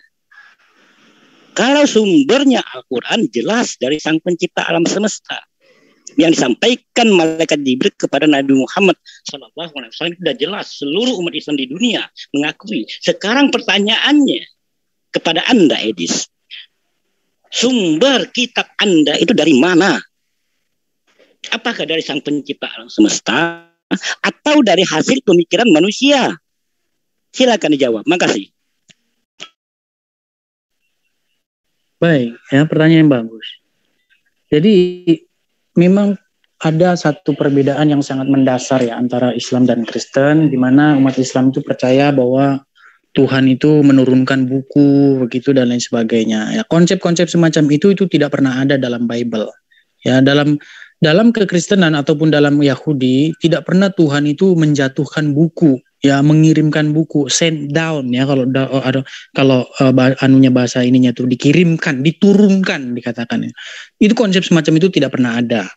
Nah, jadi apa sebenarnya yang diberikan kepada nabi, yaitu pemberitahuan. Nah, pemberitahuan itu disaksikan oleh para nabi dan juga disaksikan oleh masyarakat. Perbuatan itu terjadi di tengah-tengah masyarakat sehingga semua peristiwa sejarah itu ditulis menjadi satu buku. Nah, itulah namanya Bible. Itu juga macam-macam isinya, penulisnya banyak, bukan cuma satu orang. Dan itu ditulis dalam rentang waktu yang cukup lama sehingga bisa jadi semacam itu. Ya, sekitar lebih dari 1000 tahun buku itu bisa jadi semacam itu. Jadi bukan Tuhan jatuhin kitab ya, seperti keyakinan kalian semacam itu, tidak pernah ada. Nah, justru yang menjadi pertanyaan sekarang dan berkaitan kepada tema, belum pernah ada ya di dalam sejarah para nabi ada Tuhan berfirman kepada nabinya ABCD. VWXYZ, nggak pernah ada. Tuhan macam apa yang berfirman kepada nabinya tapi tidak ada artinya seperti yang dikatakan Zulkifli. Bagaimana tadi saya sudah jawab samamu loh. Bagaimana Musa kemudian menerima perkataan itu? Makanya saya tanya, apa makna kata yod yang diberikan kepada Musa? Nggak pernah ada di situ dikatakan bahwa Tuhan berfirman kepada Musa yod. Nggak ada.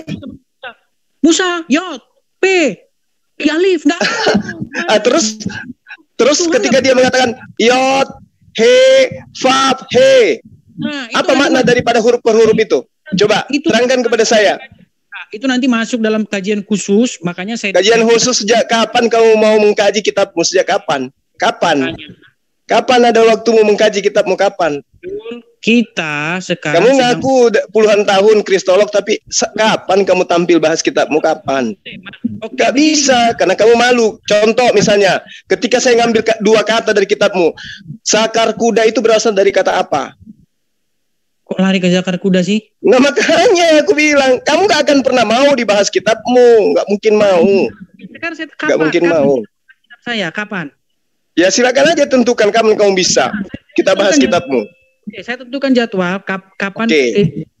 Silakan chat saya lagi tadi yang ngechat saya. Kita bahas segantian yang Zulkifli tanya kepada saya. Ya, biasanya yang ditanya itu adalah Trinitas. Apakah Yesus Tuhan? Itu saya tunggu-tunggu. Kita membahas itu. Enggak, saya bahas kitabmu nanti. Bukan konsepnya, tapi kitabmu yang akan saya bahas. Saya tunggu. Sekarang kita fokus pada tema dulu. Tadi kapan? Biar disaksikan janjimu, jangan lari. Kapan kita bahas kitabmu? Tim, silakan hubungi saya. Nomor saya selalu tertera di situ. Bahkan siapapun di sini Muslim, karena saya selalu tidak lupa, yang mau menerima buku saya gratis, ya, gratis. Ingat, seperak pun tidak dipungut biaya, 1 perak pun. Terus kenapa bukunya itu bukan fotomu? Kenapa harus fotonya orang? Ya. Kamu udah izin sama Zakir Naik? Judul. Itu ada sampulnya. Ya nggak bukan apa-apa. Itu menjawab dan mengcounter Zakir Naik. Oh. Ada masalah? Nggak ada masalah. Artinya seperti yang dipertanyakan teman-teman yang lain, artinya kamu lebih hebat ilmunya dari Zakir Naik berarti ya? Sudah pasti. Berarti kamu sudah bisa bahasa Arab gitu? Ya, saya tidak pernah mengklaim bahwa saya bisa bahasa Arab. Zakir Naik pun tidak bisa. Oh iya, udah ketahuan. Bang Juma coba di bahasa Arab. Gak bisa dia bahasa Arab. Di live banyak yang bilang, coba Bang Edis bisa baca bahasa Arab gak kalau mau mengkritisi? Oh, kalau membacanya pun gak bisa dia, gak bisa membaca dia. Dia lemah. Bahasa Arab lemah. Untuk apa bisa melafatkan huruf-huruf hijau? Dia lemah. Bahasa Arab memang nggak bisa. Contoh alif lam. Kebiasaan kualifikasi oten begitu rata-rata. Belum nyampe ke situ, belum nyampe. Nah ini sekarang ini Aki Bipang nih, silakan mau bertanya. Ya terima kasih. Tema ya. Saya minta ke tema. Ya terima kasih. Saya cuma pengen menyampaikan aja Mbak Ustadz Juma. Ternyata si Edis ini hampir mirip sama Ferguson atau Malik. Jadi YouTube-nya itu berbicara kepada hoax, informasi-informasi hoax yang menyesatkan, kemudian merasa dia pembenarnya. Setelah diuji coba, si Edis dan si Ferguson ini rata-rata dia tipikal orang penghujat, gitu kan. Jadi coba aja pada saat dia menjabarkan scholar-scholar yang dia angkat itu adalah scholar-scholar dari Orientalis Barat, ya kan, Ustaz Juma. Jadi si Edis ini lebih mengedepankan konsep pemikiran Orientalisme Barat terkait misalnya Al-Quran dan sebagainya. Iya, sedikit ini, Bang. Siap, Bang Zuma, lanjut. Iya, jadi tadinya saya pikir orang ini sudah, kan saya ditawarin tuh, mau nggak, apa temanya, dia mau membongkar Al-Quran. Wah seru tuh, ternyata ilmunya masih itu juga ya. Kupikir ada yang luar biasa bongkar Quran, ternyata kayak gitu aja, sama yang kayak dulu. Ya lanjut. Edisnya Gurunda. Jadi Bang Zuma, Edis ini memang mirip sama Ferguson atau Malik tipikalnya. Yang pertama, yang kedua, dia menampilkan atribut Muslim itu hanya untuk tipikal menyesatkan Islam dengan mengkambing hitamkan Zakir Naik, ya kan? Jadi YouTube konten-konten Edis dan Ferguson ini tipikalnya hoax dalam kategori hoax. Jadi kita tidak usah peduli karena dia tidak menguasai keilmuan dari Al-Quran itu sendiri. Karena apa saya bisa menganalisis?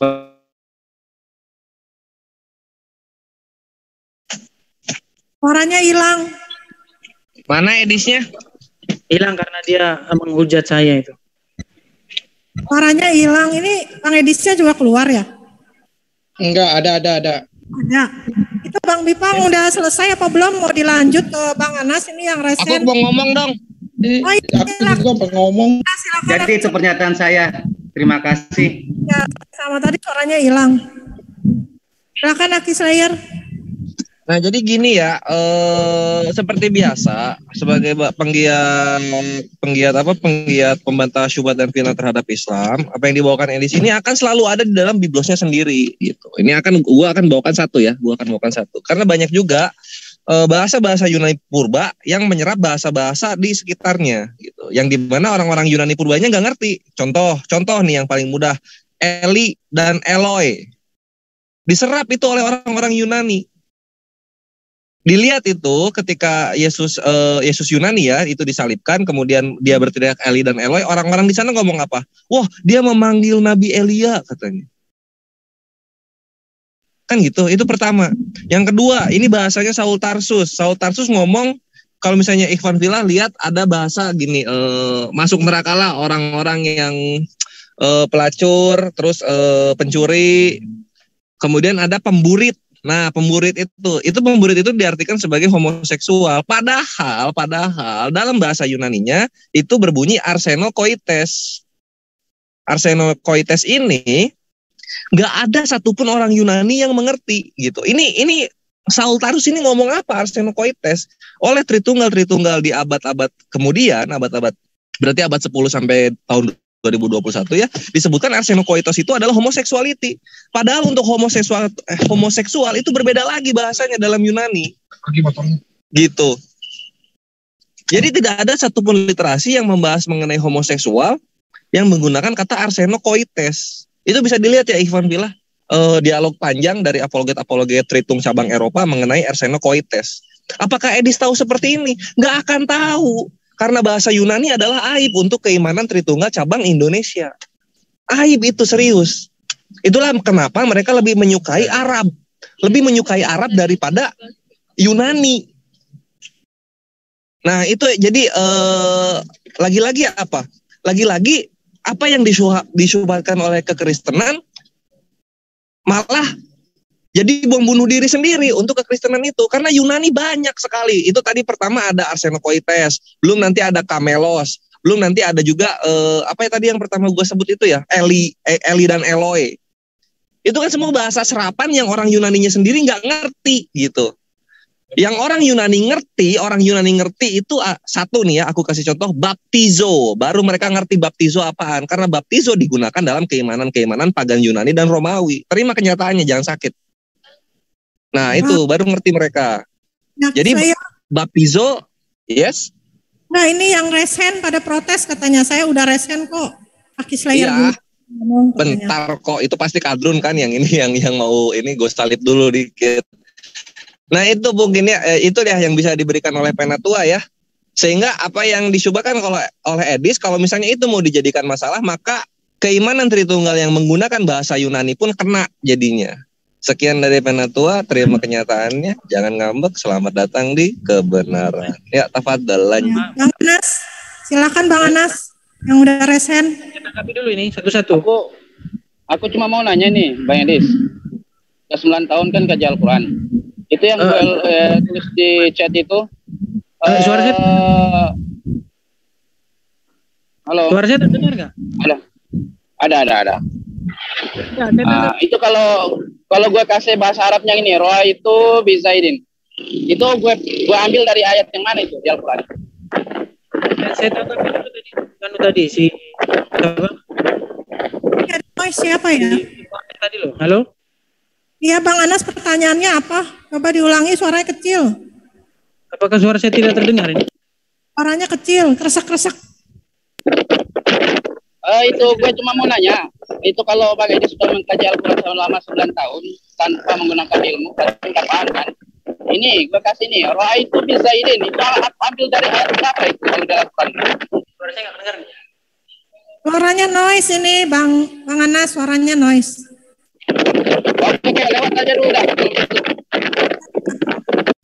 Bang Zion Junior, silakan. Yang mau resen tadi, yang udah resen. Baik, terima kasih. Assalamualaikum warahmatullahi wabarakatuh, Guru Naguh. Ini buat Bang Edis, sebenarnya sih ya benar kata yang di Gunda bilang. Sebenarnya berdialog dengan orang-orang Kristen itu ya, Bang Edis, malah menurunkan derajat. Kenapa? Ya, berdebat dengan orang Kristen itu kudu harus meninggalkan akal dan logika. Ya, itu harus kudu. Begitulah ketika Anda mengatakan dia bukan nabi, ya kan? Anda bilang katanya nggak ada Tuhan menerima nggak ada Tuhan memberi firman kepada nabi. Yang Anda bilang berarti nabi menerima firman dari Tuhan, gitu. Di mana-mana Tuhan yang dengerin Bang Edis ya, di mana-mana ya Yesus itu menerima firman dari Tuhannya, ya. Sebelum Anda mengkritis tentang Al-Quran, ya, ini simpel banget ya. Saya mau tes Anda sedikit aja, ya. Ini gampang, pertanyaan gampang. Pohon-pohon apa yang ada 12 ranting, setiap ranting ada 30 daun, setiap daun ada 5 buah, setiap buah 3 di bawah naungan, 2 di bawah naungan matahari. Silakan dijawab, itu doang, simple. Sebelum Anda mengkritisi Al-Quran, itu belakangan dah. Buat saya mau tes. Ya, Anda kan katanya berguru pakai ini yang Zakir Naik. Saya mau tes itu aja, simple. Silakan dijawab. Nah, kan Bang Edis dijawab. Bang Edis.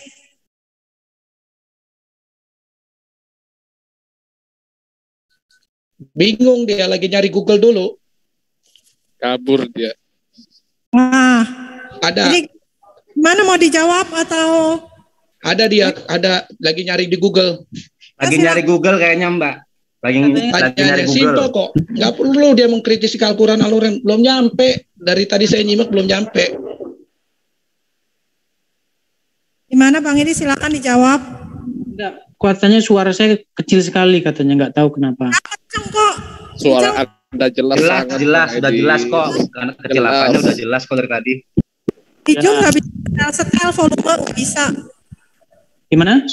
Silakan dijawab. Pohon apa yang ada 12 ranting, setiap ranting ada 30 daun, setiap daun ada 5 buah, 3 di bawah naungan, 2 di bawah naungan matahari.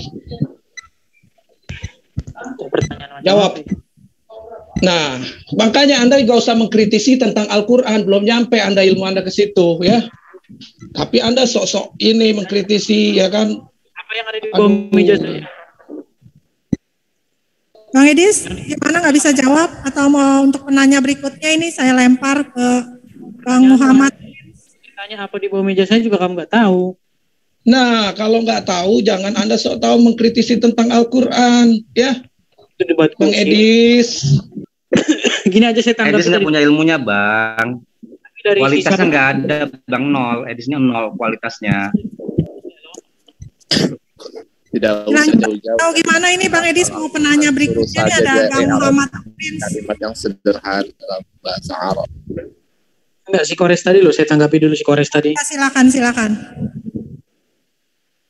Kok banyak yang ngomong kok suara saya katanya pelan-pelan, kenapa sih? Apa di setting dari situ ya? Nggak bisa di setting Bang Edis, nggak bisa Zoom. Udah jelas, nggak ada yang pelan suaramu, kamu aja lagi.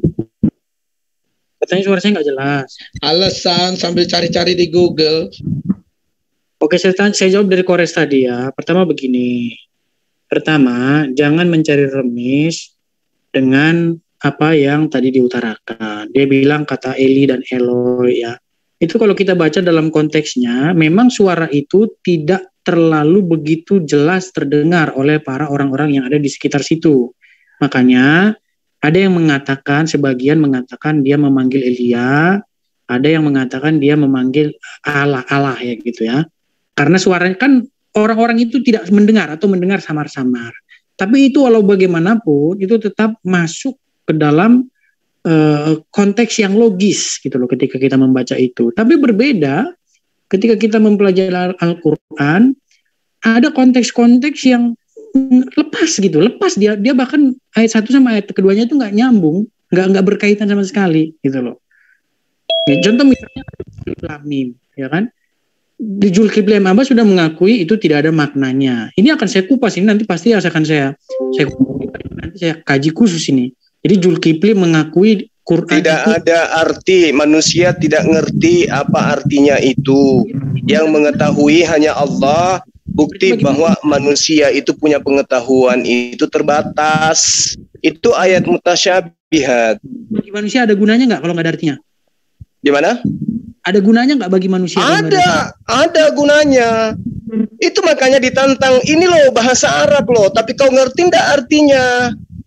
Ini bahasamu loh. Al-Quran itu kuwahyukan dengan menggunakan bahasamu, tapi kau tahu nggak artinya? Nggak tahu, itu buktinya bahwa kamu makhluk lemah. Nggak ada apa-apanya dibandingkan aku. Itu maknanya. Itu makanya mutasyabihat. Kan penggambarannya jelas sudah ada di Al-Quran, Edis. Wa uharu mutasyabihat. Itu sudah dijelaskan oleh Allah. Berarti manusia yang mengetahui ini harus paham bahwa ada titik-titik di mana manusia itu meskipun paham bahasa Arab, ada kemudian yang mereka tidak paham tentang bahasa itu. Itu bukti daripada kekuasaan Allah. Ya, karena makanya diterangkan mutasyabihat itu kan sudah ada jelas diterangkan seperti itu. Karena kamu tidak bertanya kepada orang-orang yang membaca kitab sebelum kamu, padahal ada. Nah, coba, oke, saya tanya, kitab apa yang kamu baca sebelum Al-Quran? Kitab apa? Mohon yang lain dulu ya, sebentar ya, sahabat. Kitab sebelum Al-Quran datang yang kamu baca hari ini itu apa? Nah, saya membaca, kitabnya Musa, kitabnya Yesus. Kitab mana yang kamu baca? Masih katakan membaca Taurat dan Injil. Oke, Taurat yang datang kepadamu itu Tauratnya Musa. Ya udah jelas dong, dikatakan itu Taurat Musa. Oke, dia menggunakan bahasa apa rupanya? Taurat Musa. Ya. Bahasa Ibrani. Yang kamu baca? Bahasa Ibrani. Yang kamu baca bahasa apa? Sudah diterjemahkan ke dalam bahasa Indonesia. Berarti kamu nggak baca kitabnya Musa? Iya, kalau ada kata-kata yang misalnya kurang ini saya baca yang bahasa Ibraninya. Enggak, saya tanya, kamu baca kitabnya Nabi Musa atau kau baca kitabnya orang Barat? Loh, kami tidak seperti orang Islam membaca buku untuk cari amal, baca-baca kata-kata yang tidak kami pahami. Ya, kamu kan mengatakan tanya kepada ahli kitab yang membaca kitab terdahulu. Nah, ternyata kau tidak baca kitab terdahulu, kau baca terbitan tahun sekarang yang lebih duluan Quran daripada kitab yang kau baca. Paham enggak? Dalam bahasa saya. Ya, itu maksudnya. Artinya kau membaca sebuah kitab, tapi bukan kitab terdahulu yang kau baca. Kitab terbitan yang sekarang yang kau baca, yang Al-Quran lebih dulu daripada kitabmu. Yang dimaksud ahli kitab itu yang mempunyai kitabnya para nabi. Bukan Kristen, bukan. Kalian bukan ahli kitab, ahli terjemah kalian itu. Harus bedakan itu. Itu ke dalam bahasa. Kalau umat Islam mau bertanya tentang ahli kitab, bertanya kepada rabi-rabi yang mengerti bahasa Ibrani, yang paham tentang kitab-kitab terdahulu, bukan kepada orang Kristen, nggak ada hubungannya. Maka tanya kepada ahli kitab, orang-orang rabi seperti Sadi Agon, tanya mereka, apakah Yod-Heh-Vav-Heh itu adalah Allah? Mereka akan mengatakan ya. Tanya kepada orang Kristen, apakah dikatakan ya? Tidak. Tapi di dalam kitab terjemahannya Allah dipakai. Itulah ular beludaknya gitu loh. Orang-orang Kristen Syria membaca Pesita, Injil berbahasa Aram. Nah, iya, Kristen Syria. Sekarang yang saya tanya itu kau Kristen apa? Ambon, Papua. Saya dapat ilmu ini dari orang-orang Kristen Syria. Di mana? Berarti kamu itu membaca kitabnya Kristen Syria, bukan kitabnya nabi-nabi terdahulu. Bukan itu yang dimaksud oleh Quran. Yang dimaksud oleh Quran adalah mereka yang mengkitabkan kitabnya Nabi Musa. Alem digunakan untuk memberikan Al-Quran tidak diturunkan dengan menggunakan bahasa Syria, diwahyukan dalam bahasa Arab. Saya minta kamu menjelaskan kata alif dengan pendekatan bahasa Arab. Silakan. Artinya ada bahasa-bahasa yang bukan Arab di dalam. Itu menurutmu. Oke, sekarang apa arti al-hawaya? Ya kan sudah kukatakan kepadamu tadi, di awal saya katakan samamu, memang ada bahasa yang diambil dari bahasa lain yang setara, yang sepadan, yang sama dengan bahasa yang ada dalam Al-Quran. Caranya, akar katanya juga beda, semua beda kok. Oh, berarti kamu sudah ngerti akar kata? Jelas dong. Oke, sekarang saya minta akar kata dari kata yakulu. Itu aja dulu. Yang paling umum. Coba akar kata yakulu itu apa? Bukan bahasan kita. Yang kita bahas bukan bahasan kita. Artinya kita tidak tahu. Udah. Ya, silakan dengan yang lain. Memang kenapa edisi Dabutar itu sudah bertahun-tahun minta dialog dengan saya tidak mau lagi karena dia ini begini. Makanya saya ganti namanya Edis Mutar-Mutar karena kerjanya cuma mutar. Silakan yang lain. Enggak cocok dengan saya, Bang. Silakan. Ya ini Bang Muhammad tadi udah resen nih, silakan Bang Muhammad Prince. Itu pertanyaan saya belum dijawab itu Mbak. Yang mana tuh? Yang pohon apa 12, nggak usah nyampe ke Al-Quran dulu gitu kan saya bilang. Pohon apa yang 12 ranting, setiap ranting ada 30 daun. Di setiap daun ada 5 buah. Tadi udah dijawab. Ya kan 3 di. Kenapa? Pertanyaanmu pertanyaan sirkus. Makanya kamu jangan sok-sokan mengkritisi Al-Quran. Halo. Ya, kamu belum nyampe ilmu kamu, ngerti nggak? Itu udah saya taker ke situ. Ya, kamu pertanyaan simpel, tahu nggak? Ya, pohon itu adalah tahun, ranting itu adalah bulan, ya, buah itu adalah sholat, 3 di bawah naungan matahari, yaitu zuhur, asar. Ngelawak kamu. Halo. Iya, kamu tuh ngelawak, kamu ngapain kamu ngelawak? Nah, kamu belum nyampe ke Al-Quran, makanya saya kasih pertanyaan itu, kamu jawab. Kalau otak kamu nyampe ke ini, katanya kamu selai pelama Jakir naik. Hah? Halo. Ketawain kamu, Edis, sudah cukup. Udah saya jengkal pemikiran kamu. Kolom tidur saya. Apa yang ada di bawah kolom tidur saya? Pertanyaanmu aneh aja loh. Kamu tanya itu sama kamu tanya sama Jenda di TikTok tuh. Ya Bang Edis. Halo. Ini ada yang mau bertanya lagi, Pak Muhammad. Silakan. Selamat siang semua. Jadi saya kira ketertiban antara yang raise hand dan langsung bicara itu berbeda. Halo? Ya. Didengar suara saya? Bertanya apa, Pak Muhammad? Jadi saya dengar mulai awal tadi pembicaraan itu terlalu tinggi. Jadi di awang-awang. Nah, saya mencoba menurunkannya. Jadi lebih membumi ya.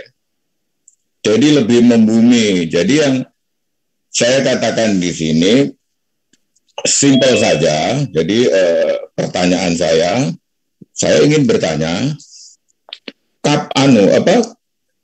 kalau di sini Edis ingin membongkar Al-Quran, nah di sini saya akan membantu Edis. Jadi pertanyaan saya pada sekalian yang ada di sini, kapan Al-Quran itu diberi nama surah? Yang pertama. Yang kedua, kapan Al-Quran itu diberi ayat-ayat? Karena saya sering bertanya kepada orang-orang Islam dan tidak ada jawaban dari situ sampai saat ini.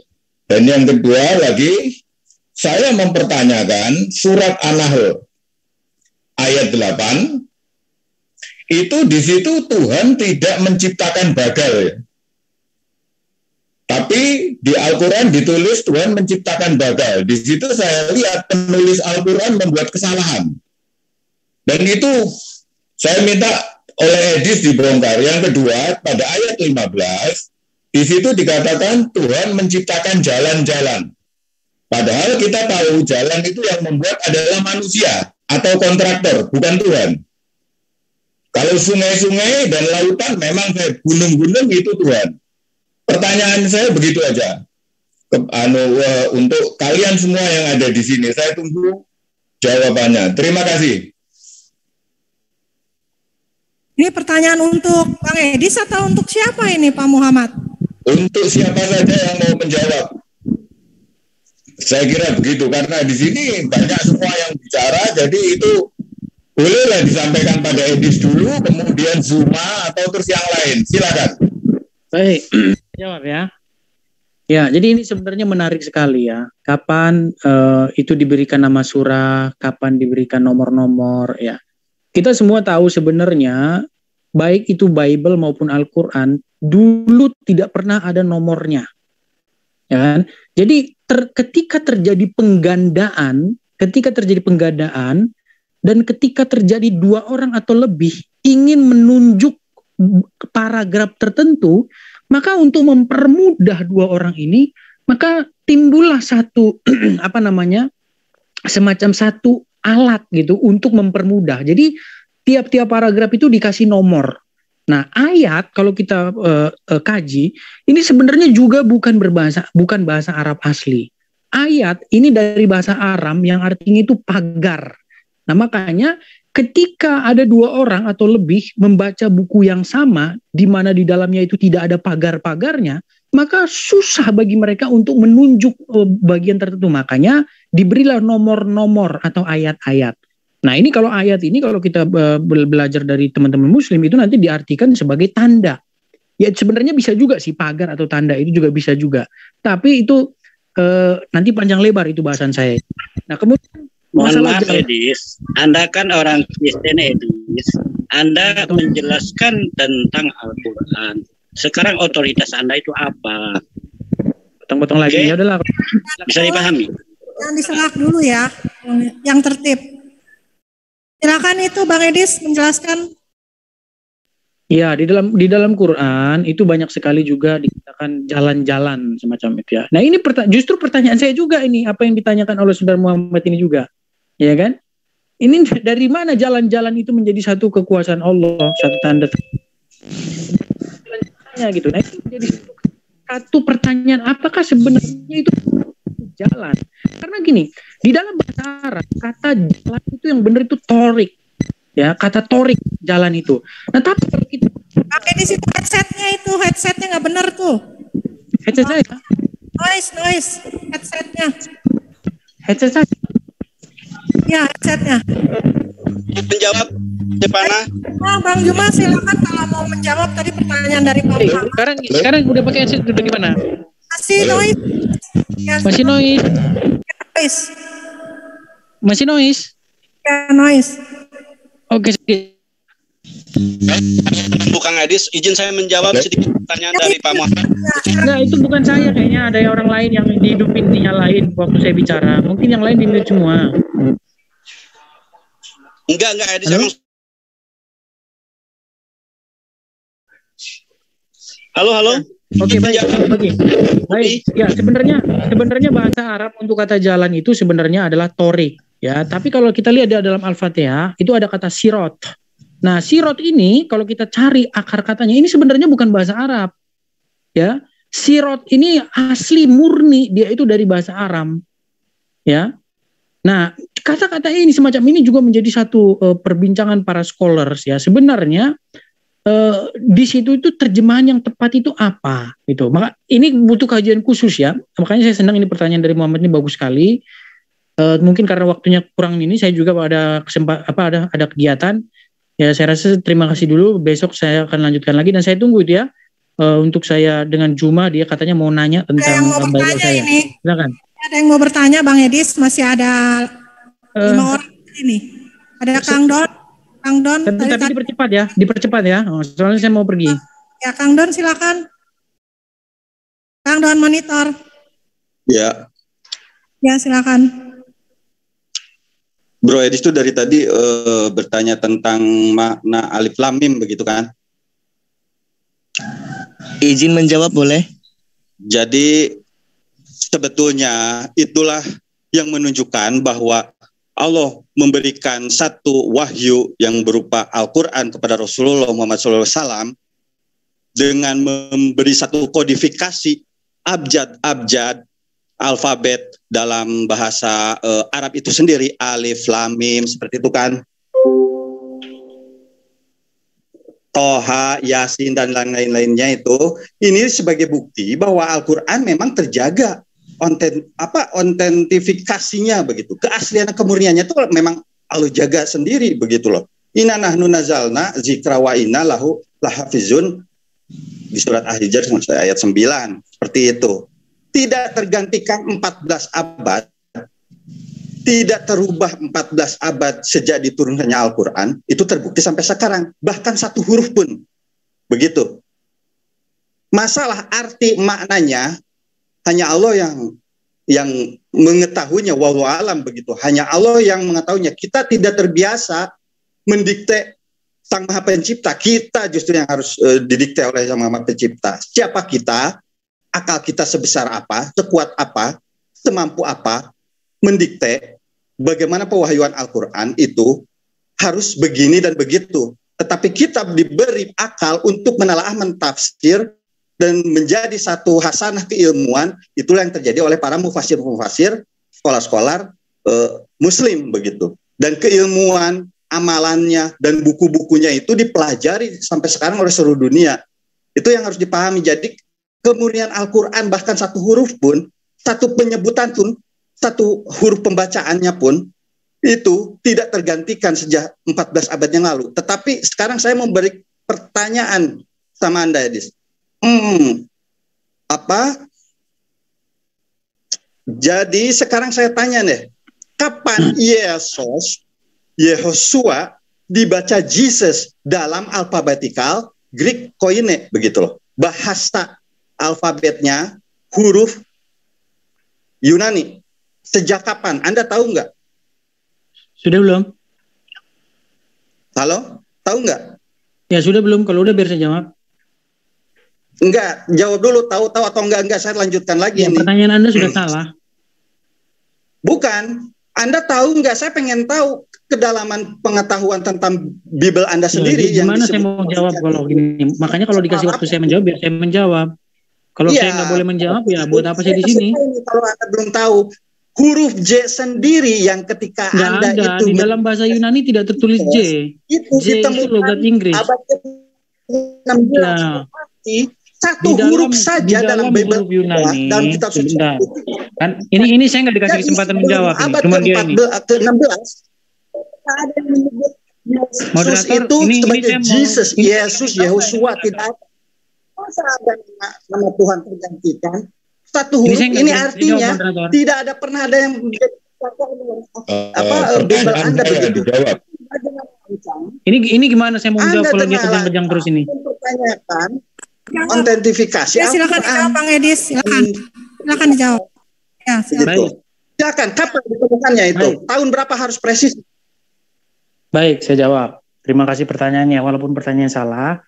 Jadi kalau di dalam abjad Yunani itu bukan tertulis Jesus, tapi Yesus, gitu ya. Yesus. Ya, kalaupun ada menyebut Jesus, Yesus itu kan berasal dari bahasa Inggris. Itu logat Inggris, ya, dan itu tidak menjadi soal. Itu diresmikan oleh Bible King James. Anda harus tahu sejarahnya itu. King James. Bible King James gimana maksudnya? Nggak tahu. Anda ingin mempertentangkan terjemahan dengan terjemahan? Bukan terjemahan. Bukan terjemahan. Ya emang Anda kan tidak pernah punya original teksnya. Sejak kapan Anda punya original teksnya? Terjemahan King James itu terjemahan. Sejak kapan Anda punya orang Inggris tidak bisa bilang orang Inggris tidak bisa bilang Yesus. Hanya orang Inggris menerjemahkannya Jesus. Kita tidak bisa bilang Yesus. Pertanyaan kualitas. Itu seharusnya saya justru ingin mempertanyakan klaimmu bahwa dalam Al-Quran tidak ada perubahan satu huruf pun. Kalau kamu baca kata jannah, itu di dalam Al-Quran banyak orang bilang, ada yang bilang jannah, ada yang bilang jannat. Yang benar itu tak marbuto itu dia ta atau ha. Ini sebenarnya permasalahan ini itu adalah munculnya huruf tak marbuto, ya. Makanya tak marbuto itu bisa kalau ada titiknya dua dia dibaca ta, tapi kalau hilang dia jadi ha. Nah ini sebenarnya problem semacam ini bisa dijawab ketika kita mencari asal usul kata jannah. Nah kalau kita belajar mengenai akar kata, sebenarnya jannah ini bukan bahasa Arab. Nggak ada bahasa Arab jannah, itu nggak pernah ada. Nah, itu sebenarnya berasal dari bahasa Ibrani, ya, berasal dari bahasa Ibrani. Yunani kalau dipotong terus saya out aja ya. Kalau dipotong terus saya out dulu. Oke, terima kasih. Kalau alif lamim itu sejak diturunkannya Al-Quran itu tidak berubah. Alifnya, lamnya, mimnya itu adalah satu jaminan janji Allah ketika Allah sendiri yang menjaga Al-Quran, autentifikasinya seperti apa, kemurniannya seperti apa, begitu. Nah sekarang saya balik bertanya kepada Anda. Maaf, dipakai oleh udah ada Bros. Kang Don, orangnya udah nggak ada, kabur. Oh kabur, ini biasa. Begitu. Ini aja, silakan aja nanti mungkin kalau boleh saya minta izin Uhti Sipana ya untuk silakan Anda narasikan sebagai pengilmuan kepada kami, kepada netizen apa yang bisa Anda sampaikan, komentari apa dengan kejadian hari ini. Mungkin silakan nanti bergantian. Silakan Kang Don dilanjut. Iya, jadi begini teman-teman sahabat-sahabat Muslim, mohon maaf ini saya menyimak ya Gurunda Juma membahas Edis tentang membongkar rahasia Al-Quran seperti itu. Tidak ada yang perlu dibongkar ketika Edis itu kita tahu bahwa keilmuannya sudah kita ketahui, dia itu kan sangat mengada-ngada dan berasumsi. Sementara kita sebagai umat Muslim sangat mengetahui begitu. Meskipun dengan ya saya pribadi gitu sampai sekarang masih mempelajari bagaimana keluhuran Al-Quran dan bagaimana para mufasir itu menerjemahkan, menafsir Al-Quran itu sebagai hasanah, yaitu yang disebut Gurunda Juma begitu loh. Ketika terdapat banyak penafsiran, itulah kekayaan, ketinggian, keilmuan pewahyuan Al-Quran. Bahkan ketika ada Edis bertanya tentang Alif Lam Mim, itu artinya apa? Ketika kita dapat pengetahuan itu hanya Allah saja yang mengetahui, ya kita samina wa ta'na. Tetapi saya mendapatkan satu kita mendapatkan tanda juga, dapat pembuktian juga. Apakah Alif Lam Mim itu pernah tergantikan menjadi yang lain, menjadi huruf yang lain, menjadi alfabetikal dari bahasa yang lain? Tidak, karena inilah janji Allah seperti itu. Memang menjaga bahkan dari satu bacaan satu huruf per hurufnya pun begitu. Nah, ini tidak bisa diperbandingkan dengan seseorang yang ingin mengobrak-abrik Al-Quran, tetapi dia buta sendiri dengan kesejarahan, dengan betapa amburadul dan kacau balaunya kitab mereka, Bible mereka sendiri. Nah, ini seperti penjahat mencari teman begitu loh. Jadi orang nista mencari menista begitu. Nah, itulah mungkin yang saya bisa tanya, cuman sayang ya Edisnya udah kabur. Dia baik bisa menjawab gitu. Baik, terima kasih. Karena ini ada raise hand. Ini kesempatan bagi Kang Hadewa untuk memberikan keilmuan kepada kami dan kepada netizen tentunya dengan sekaligus mengomentari apa yang dibahas hari ini. Kang Dewa? Itu Kang Budak. Ada itu Surya itu. Kenapa Surya? Ini maaf saya mute dulu semua, ini ada yang noise siapa ya dari tadi ya? Ini Pak Muhammad Prince juga itu ditanya Muslim atau non Muslim, nggak mau jawab itu. Itu Muhammad itu Kristen Pak. Oten Muhammad Prince tuh Oten. Apa yang admit terus ya? Itu Surya Cilegon Banten katanya itu mau menjawab. Silakan. Bang Anas noise Bang Anas. Ya silakan. Bismillah. Assalamualaikum warahmatullahi wabarakatuh. Waalaikumsalam warahmatullahi wabarakatuh. Izin menambahkan dari Alif Lam Mim dan jalan juga yang diciptakan oleh Allah. Lalu yang tadi ditanyakan bahwasannya Allah menciptakan apa itu bagal. Itu sebetulnya Alif Lam Mim adalah kunci dari makharijul huruf yang keluar dari 28 huruf-huruf hijaiyah yang diawali dan mewakili dari 3 huruf itu. Alif, dia menggunakan dari tenggorokan. Lam, dia dari lisan. Mim dari kedua bibir. Begitupun melalui hidung. Dari 3 huruf itu mewakili dari 28 huruf. Itulah yang dimaknai dari Alif Lam Mim. Bukan artinya, tapi maknanya. Yang harus dipahami orang-orang yang sok-sok mengerti Quran tapi tidak memahami apa itu alif-alifan, apa itu huruf hijaiyah. Nah, itu situ saya sangat disayangkan ya. Kalau memang ada yang mau membahas, mengupas kupas tuntas Quran, mohon pada orang-orang yang ahli Quran juga. Begitupun bukan tafsirnya tapi maknanya. Lalu untuk torik, yaitu torikoh atau apa? Begitupun sirot. Siapa yang bilang sirot itu bukan dari akar bahasa? Harus dibedakan. Sirot dengan torikoh itu berbeda maknanya. Torik itu jalan melalui orang-orang yang seperti kita nih. Kita ini memiliki sirat sendiri. Itu arah atau menuju sesuatu. Tapi kalau torik itu jalan yang dilaluinya gitu. Beda dengan sirat. Jadi harus dipahami dulu bahasa Arab itu banyak arti dan satu kata. Begitupun juga satu arti dan banyak makna gitu. Jadi jangan sampai orang yang membahas tentang Quran kepengetahuannya mentok di situ saja gitu.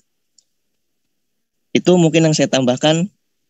Lalu adapun yang apa yang di surat An-Naml kalau nggak salah, An-Nahl atau An-Naml itu. Yang Allah menciptakan apa itu?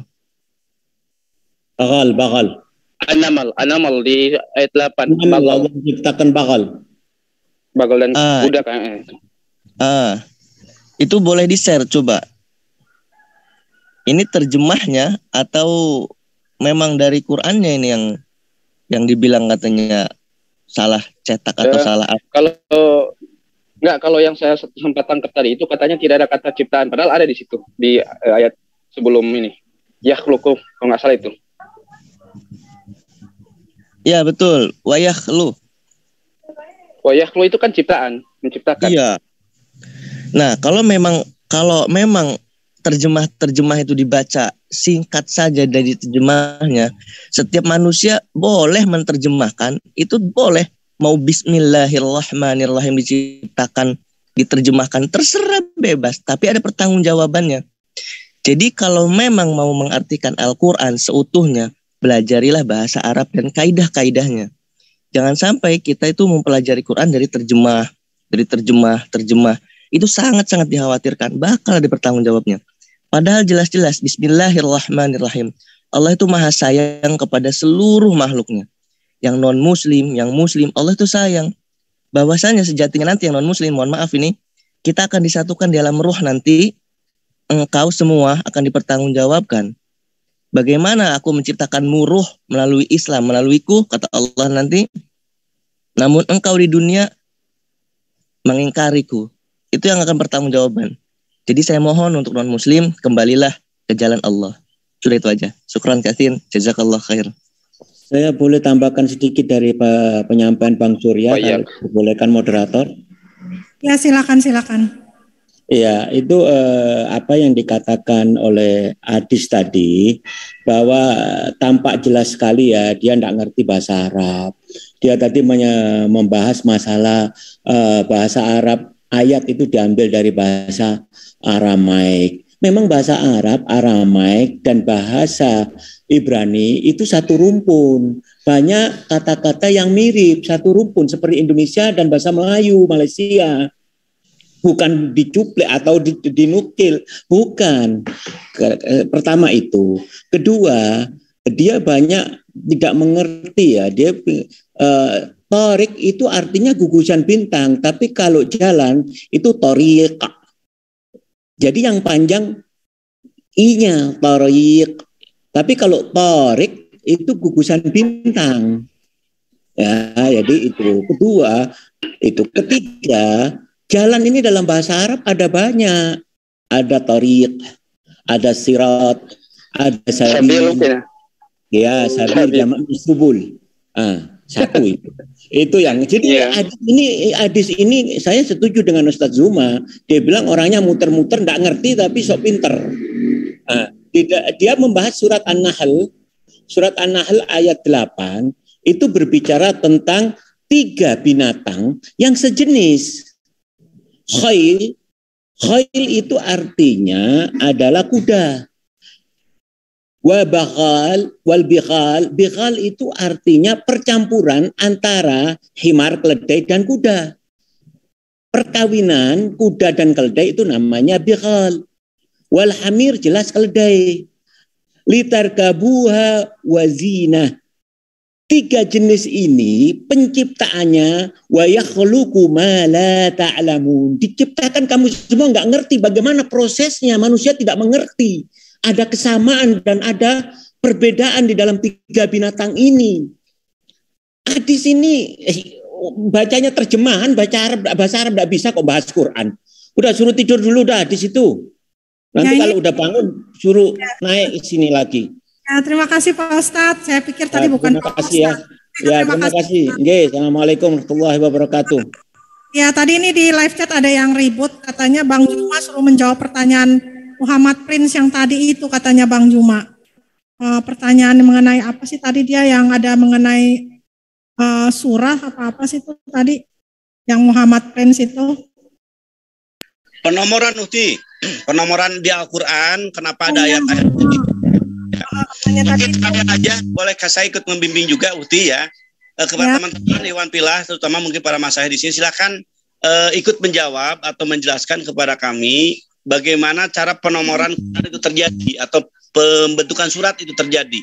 Silakan Iwan Pilah, mungkin barusan yang bicara Pak Pakit sama Pak Ahi Surya, kalau memang ada kemampuan silakan disampaikan kepada kami sehingga kami bisa mendapat keilmuan dan juga netizen di sana. Silakan Ahi. Kang Dewa, sebentar. Kang Dewa sama Pak Dani mohon kesabaran karena ini Kang Dewa. Ya silakan yang bisa menjawab. Mungkin Bang Zuma mau menjawab.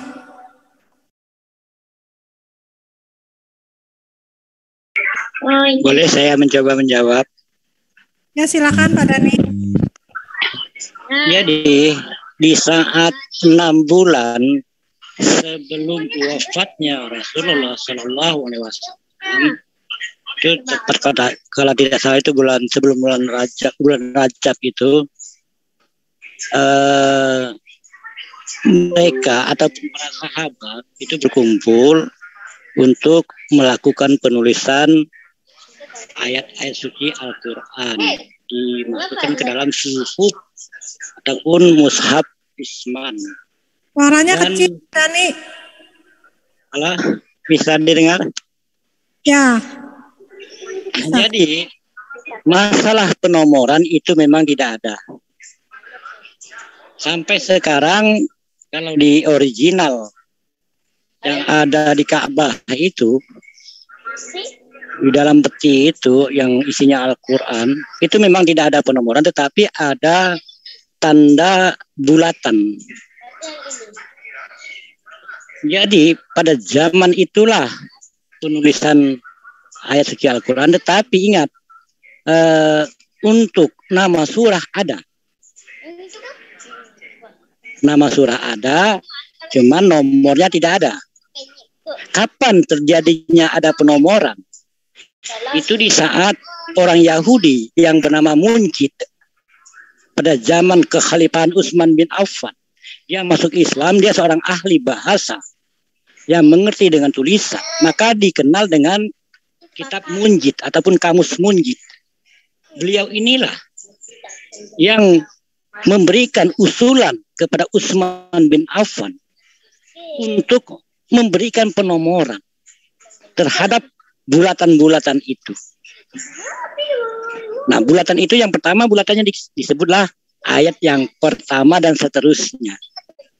Itu di dalam segi tarikh Islam itu ada. Itu diceritakan bagaimana penomoran yang dilakukan oleh Munjid tadi, yang disampaikan, diusulkan kepada Utsman bin Affan. Itulah yang dikatakan oleh mereka, mengatakan dan tidak sedikit juga yang terpengaruh oleh umat Islam bahwasanya Al-Quran dibikin pada zaman Utsman. Itu yang terjadi. Dan umat Islam banyak yang terpengaruh itu. Nah, itulah yang kadang-kadang kita sayangkan juga, ada yang terpengaruh bahwasanya Al-Quran dibikin pada zaman kekhalifahan Utsman bin Affan. Padahal tidak. Penulisan Al-Quran, Mushaf Utsman itu terjadi 6 bulan sebelum wafatnya Rasulullah Sallallahu Alaihi Wasallam. Selesai penulisannya kapan? Maka ditulis, penulisan yang dilakukan oleh Zaid bin Sabit itu selesai yang namanya nisfu Sa'ban.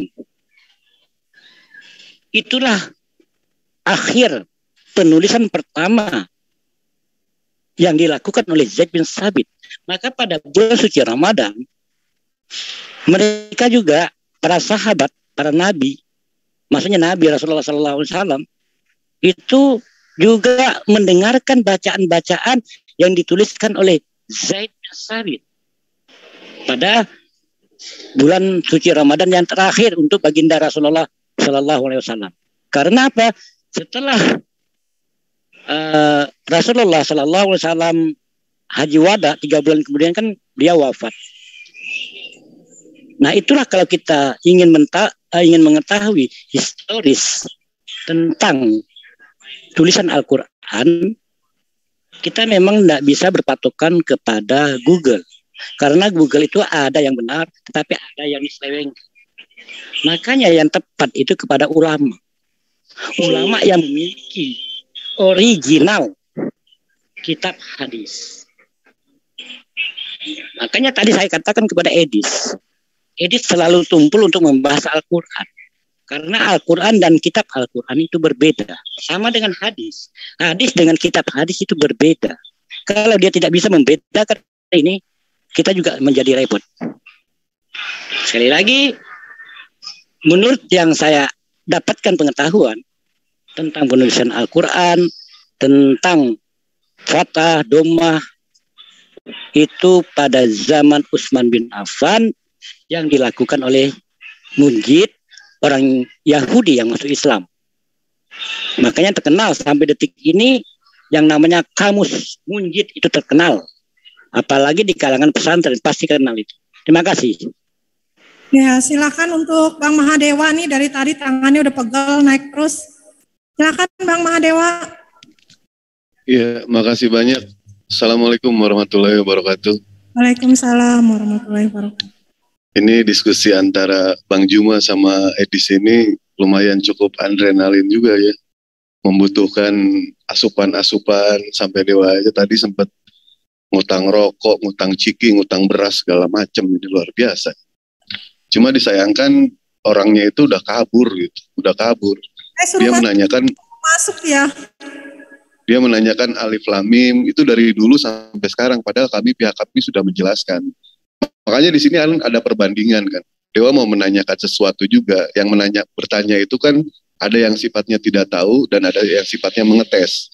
Seperti dalam Al-Quran di situ disebutkan alif lam mim.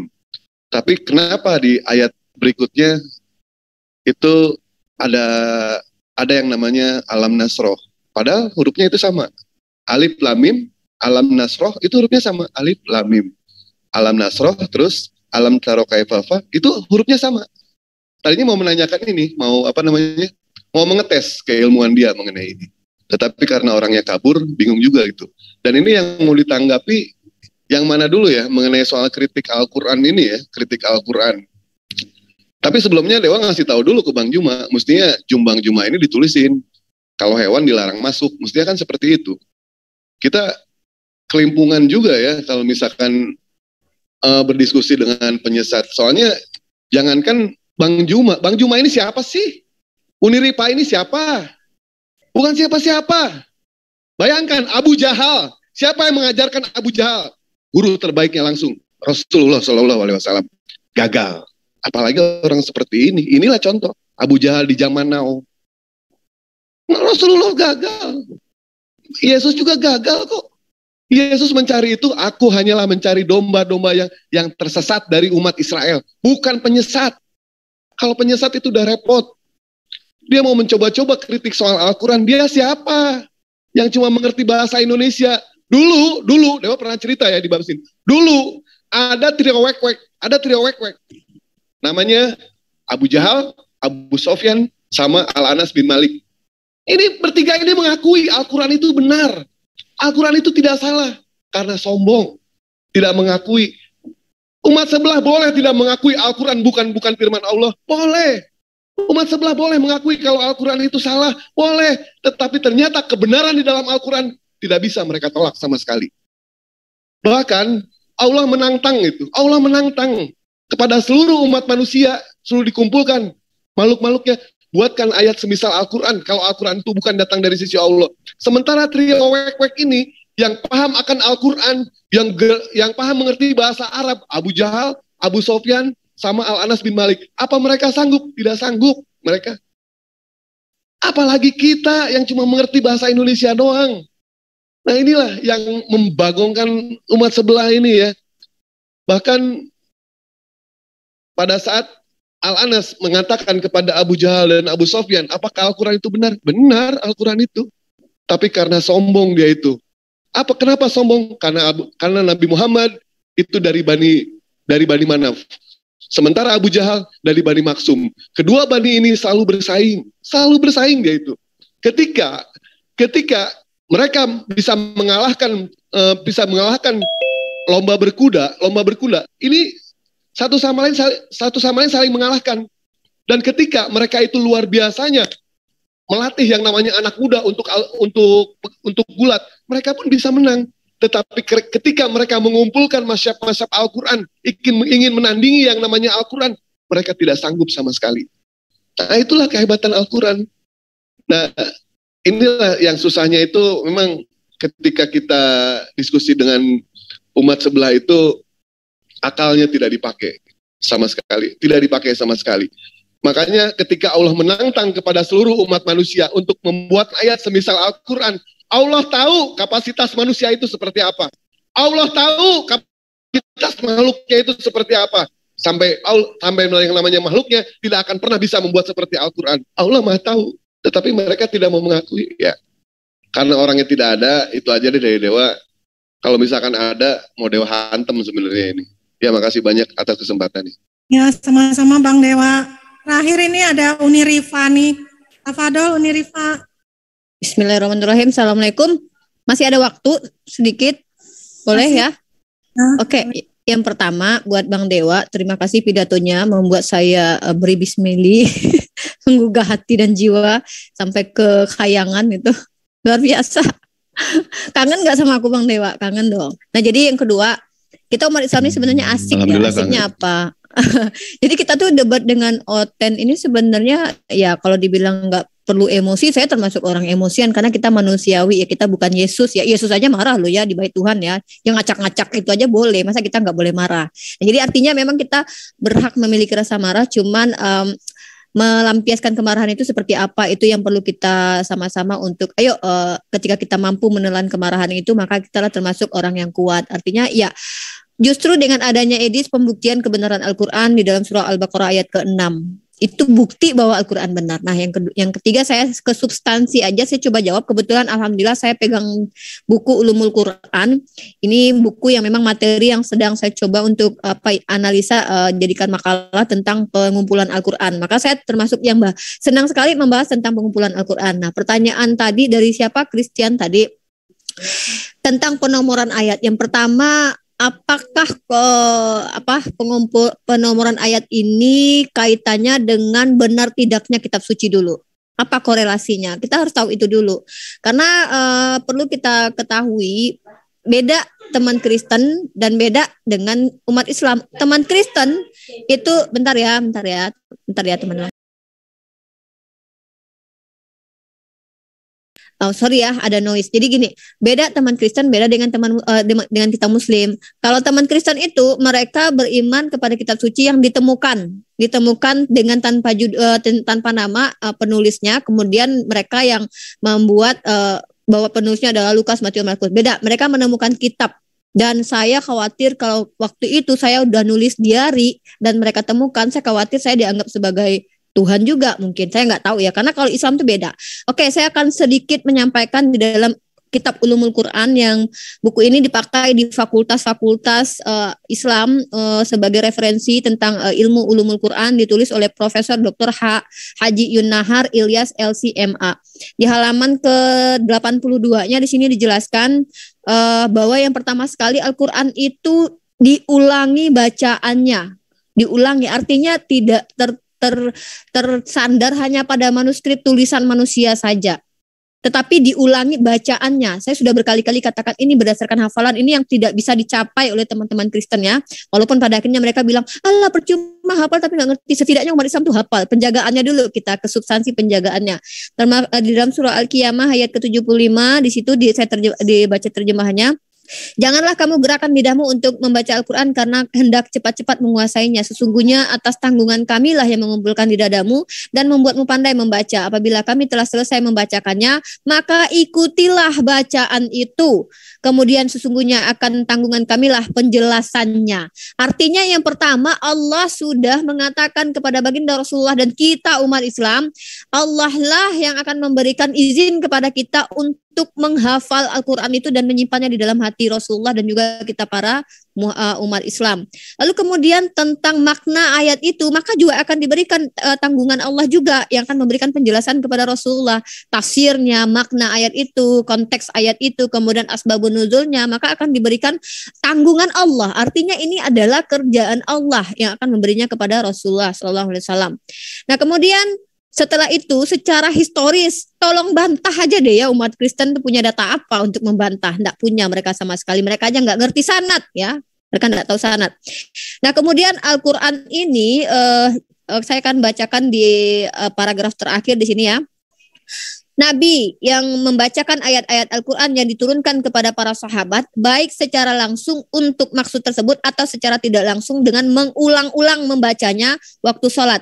Di samping itu, secara khusus beliau mendiktekan ayat-ayat yang turun itu kepada para penulis wahyu yang ditunjuk khusus oleh Rasulullah. Nah, menariknya di sini, ternyata ayat itu bukan hanya dilafazkan atau dihafalkan, tetapi juga Rasulullah sudah menunjuk beberapa penulis pada masa itu. Di antaranya yang sangat masyhur namanya kita tahu penulis dari periode ke periode yaitu Zaid bin Sabit. Zaman Rasulullah dia juga menulis, zaman Abu Bakar dia juga menulis, zaman Utsman dia juga menulis. Nah sekarang pertanyaan saya, Oten, siapa tuh yang nulis di zamannya Yesus? Ayo, enggak ada kan, enggak tahu kan?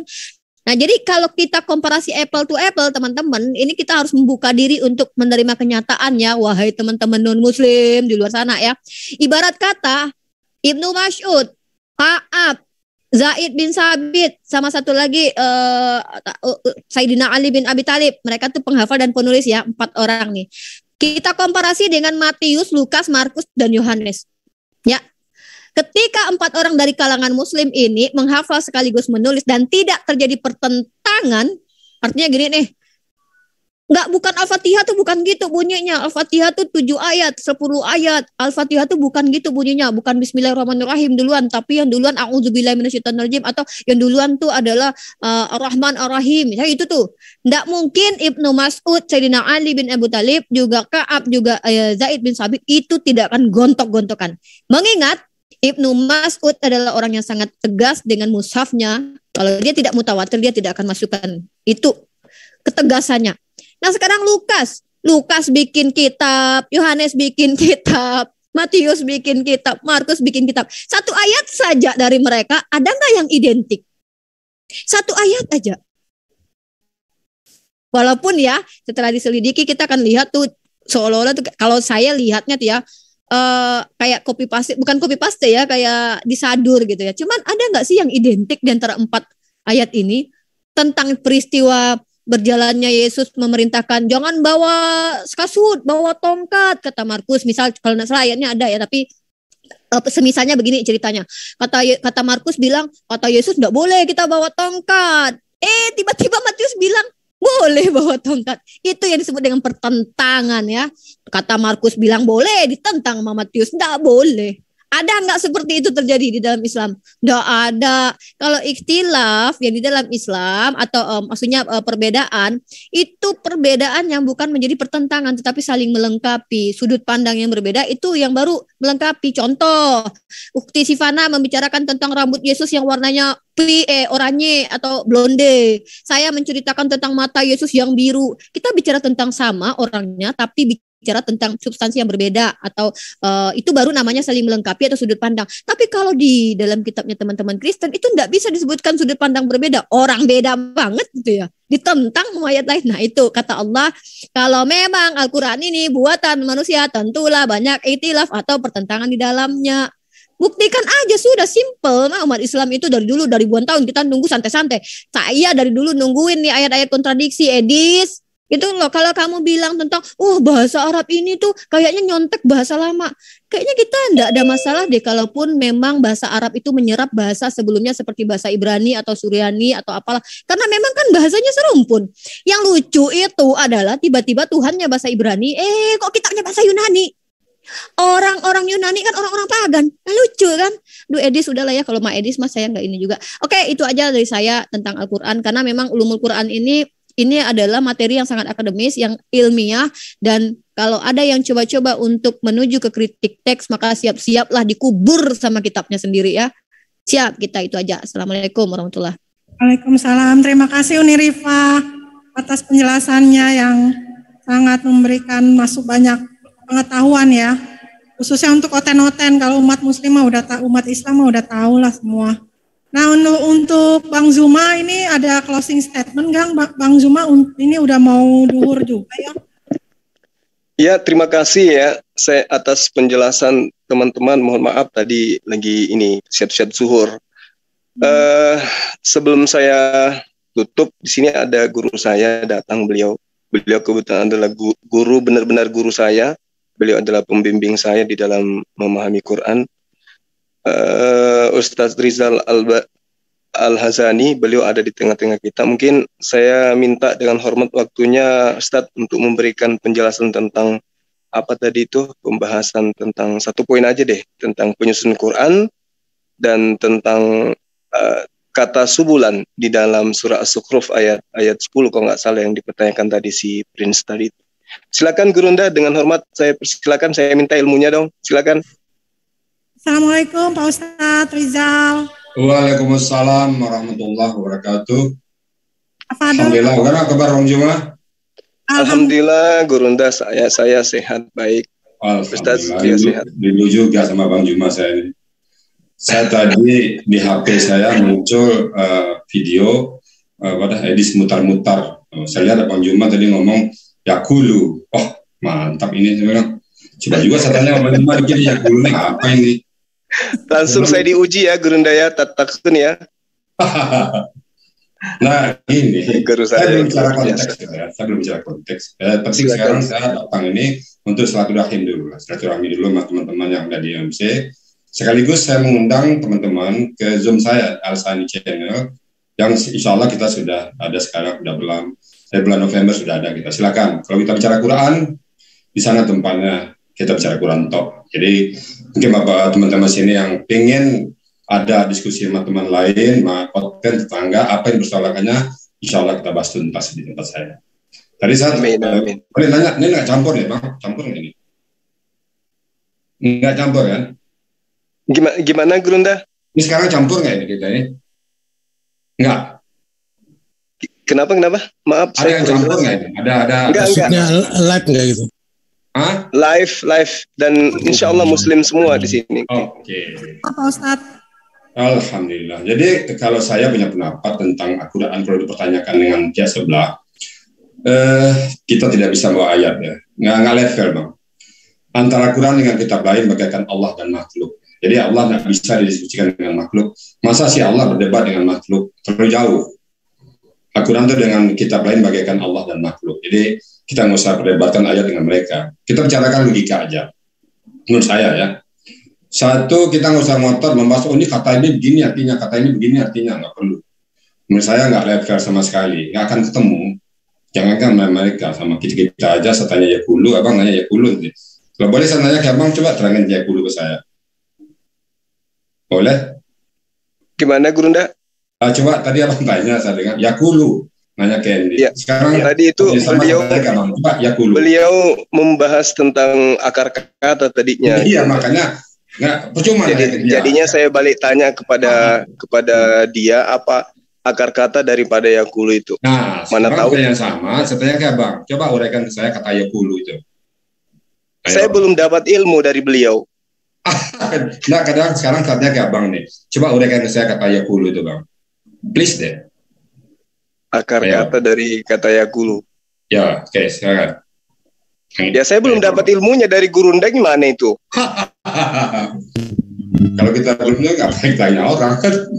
Ya, dia tadi membahas ini, Grunda. Dia bahas akar kata, makanya saya tanya. Iya.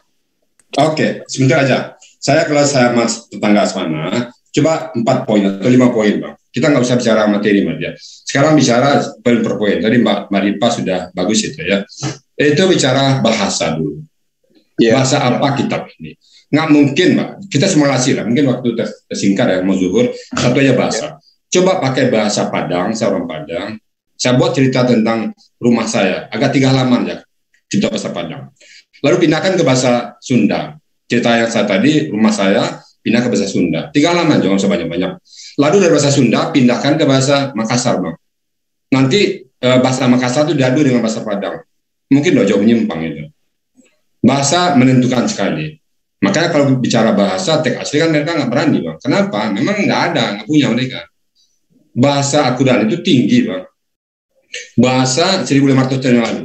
Saya orang Padang. Bahasa Hamka itu 1900, 1 abad yang lalu. Banyak orang nggak paham sekarang, saking tingginya bahasa Hamka itu. Itu baru Hamka, yang sempat saya baca-baca. Sekarang anak-anak sekarang nggak bisa baca bahasa Hamka. Contohnya, Bang, bahasa kan banyak bahasa metafor. Saya kalau sama orang tua saya dulu minta duit, ibu, duit bu. Apa jawab ibu saya? Nak, jangan minta sisik ke lembek, nak. Jangan minta tanduk ke kuda, nak. Katanya. Itu artinya apa? Kalau anak sekarang, apa itu? Katanya. Dia bertanya apa? Padahal dia mengatakan, saya nggak punya duit, nak. Kuda nggak punya tanduk. Ini bahasa-bahasa seperti itu banyak dalam bahasa Quran. Bagaimana kita menerimakan kalau tidak pakai bahasa asli? Satu lagi, ya misalnya bahasa Indonesia, duduk sama rendah, berdiri sama tinggi. Coba terjemahkan bahasa Inggris dan bawa ke Inggris. Mungkin tahu orang Inggris kita sama tinggi semua. Padahal itu bahasa metafor. Jadi sekali lagi nggak usah bicara teks kepada mereka. Percuma, ludah ini berbusa dalam Quran juga banyak. Percuma itu. Dan mereka tidak akan percaya. Jadi mungkin menurut saya kita bahas saja bahasa mereka apa. Udah mereka akan malu sendiri tuh. Mereka bagaimana cara berargumen kita membuktikan bahwa bahasa asli penting. Mereka akan ngotot mempertahankan kitab seperti itu kan terjemahan. Abang menyerang kan bahasa terjemahan betul gitu, serang itu terus. Pertahankan. Nah, untuk itu kita bisa menurunkan kata asli kita. Nah, situ baru kita perlu kata yakulu itu apa katanya. Tatakun itu apa katanya. Nah, nanti kita bisa bahas itu kata tatakun, kata subulan, kata yakulu, beres Bang, tuntas kita bahas nanti itu. Nah, itu satu. Yang kedua, saya mengundang Abang ini udah rindu terus terang ya. Sebenarnya tadi pengen kita kolaborasi sama saya ayat. Jadi Abang minta ayat apa ke saya, nanti kita bahas. Kita join di depan, entah di Zoom saya atau di Zoom Abang. Saya cari waktu yang pas sehingga kita membahas Quran, sehingga itu bisa dijadikan bahan sama yang lain. Saya nggak mau berhadapan dengan mereka itu percuma, karena dia mau unsurnya penghinaan, bukan unsurnya pencari kebenaran. Kan ada 2 kemudian Bang. Kalau dia membahas Quran ada 2 kan, saya bilang dulu pertama, 1 mu'alaf, 2 malu, pulang dengan rasa malu, karena yang diuraikannya salah semua. Mereka nggak mungkin bisa membahas Quran, nggak mungkin Bang. Jadi kalau kita layani mereka, ya orang ngomong ngalur ngidul, orang mabuk, masa dilayani. Apalagi ya di sana nggak ada bahasa sekali, nggak ada pahamnya tentang Quran sama sekali. Nah itu kita layani pula kan, habis energi kita. Nah itu dari saya Bang ya, dan lain mungkin nanti karena pengenalan aja. Kapan-kapan ada waktu ya silakan kita nanti saling minta kontak Bang. Saya sapa dulu Mbak Ripa. Mbak Ripa, assalamualaikum. Waalaikumsalam Ustaz. Mbak Ripa gimana kabar nih? Alhamdulillah sehat. Sedikit menanggapi apa yang Ustadz tanyakan tadi. Kita di dalam kaidah bahasa Arab atau gramatikal bahasa Arab memang samalah seperti bahasa Indonesia. Orang kita aja yang lahir di Indonesia masih memiliki mata kuliah, mata pelajaran bahasa Indonesia. Ya. Ginilah. Apalagi kita sekarang ini membaca kitab-kitab yang datang dari bukan bahasa yang kita ada di situ sejak lahir gitu. Jadi kalau bilang goblok sekali ketika ada orang yang bahasa Indonesia saja dia juga salah paham. Contoh, aku dan Bapak satu. Kemudian di ayat lain Yesus mengatakan jadikanlah mereka satu seperti engkau dan aku. Mereka aja bisa salah paham menafsirkan bahasa Indonesia. Konon lah mereka mau mencapai bahasa Al-Quran.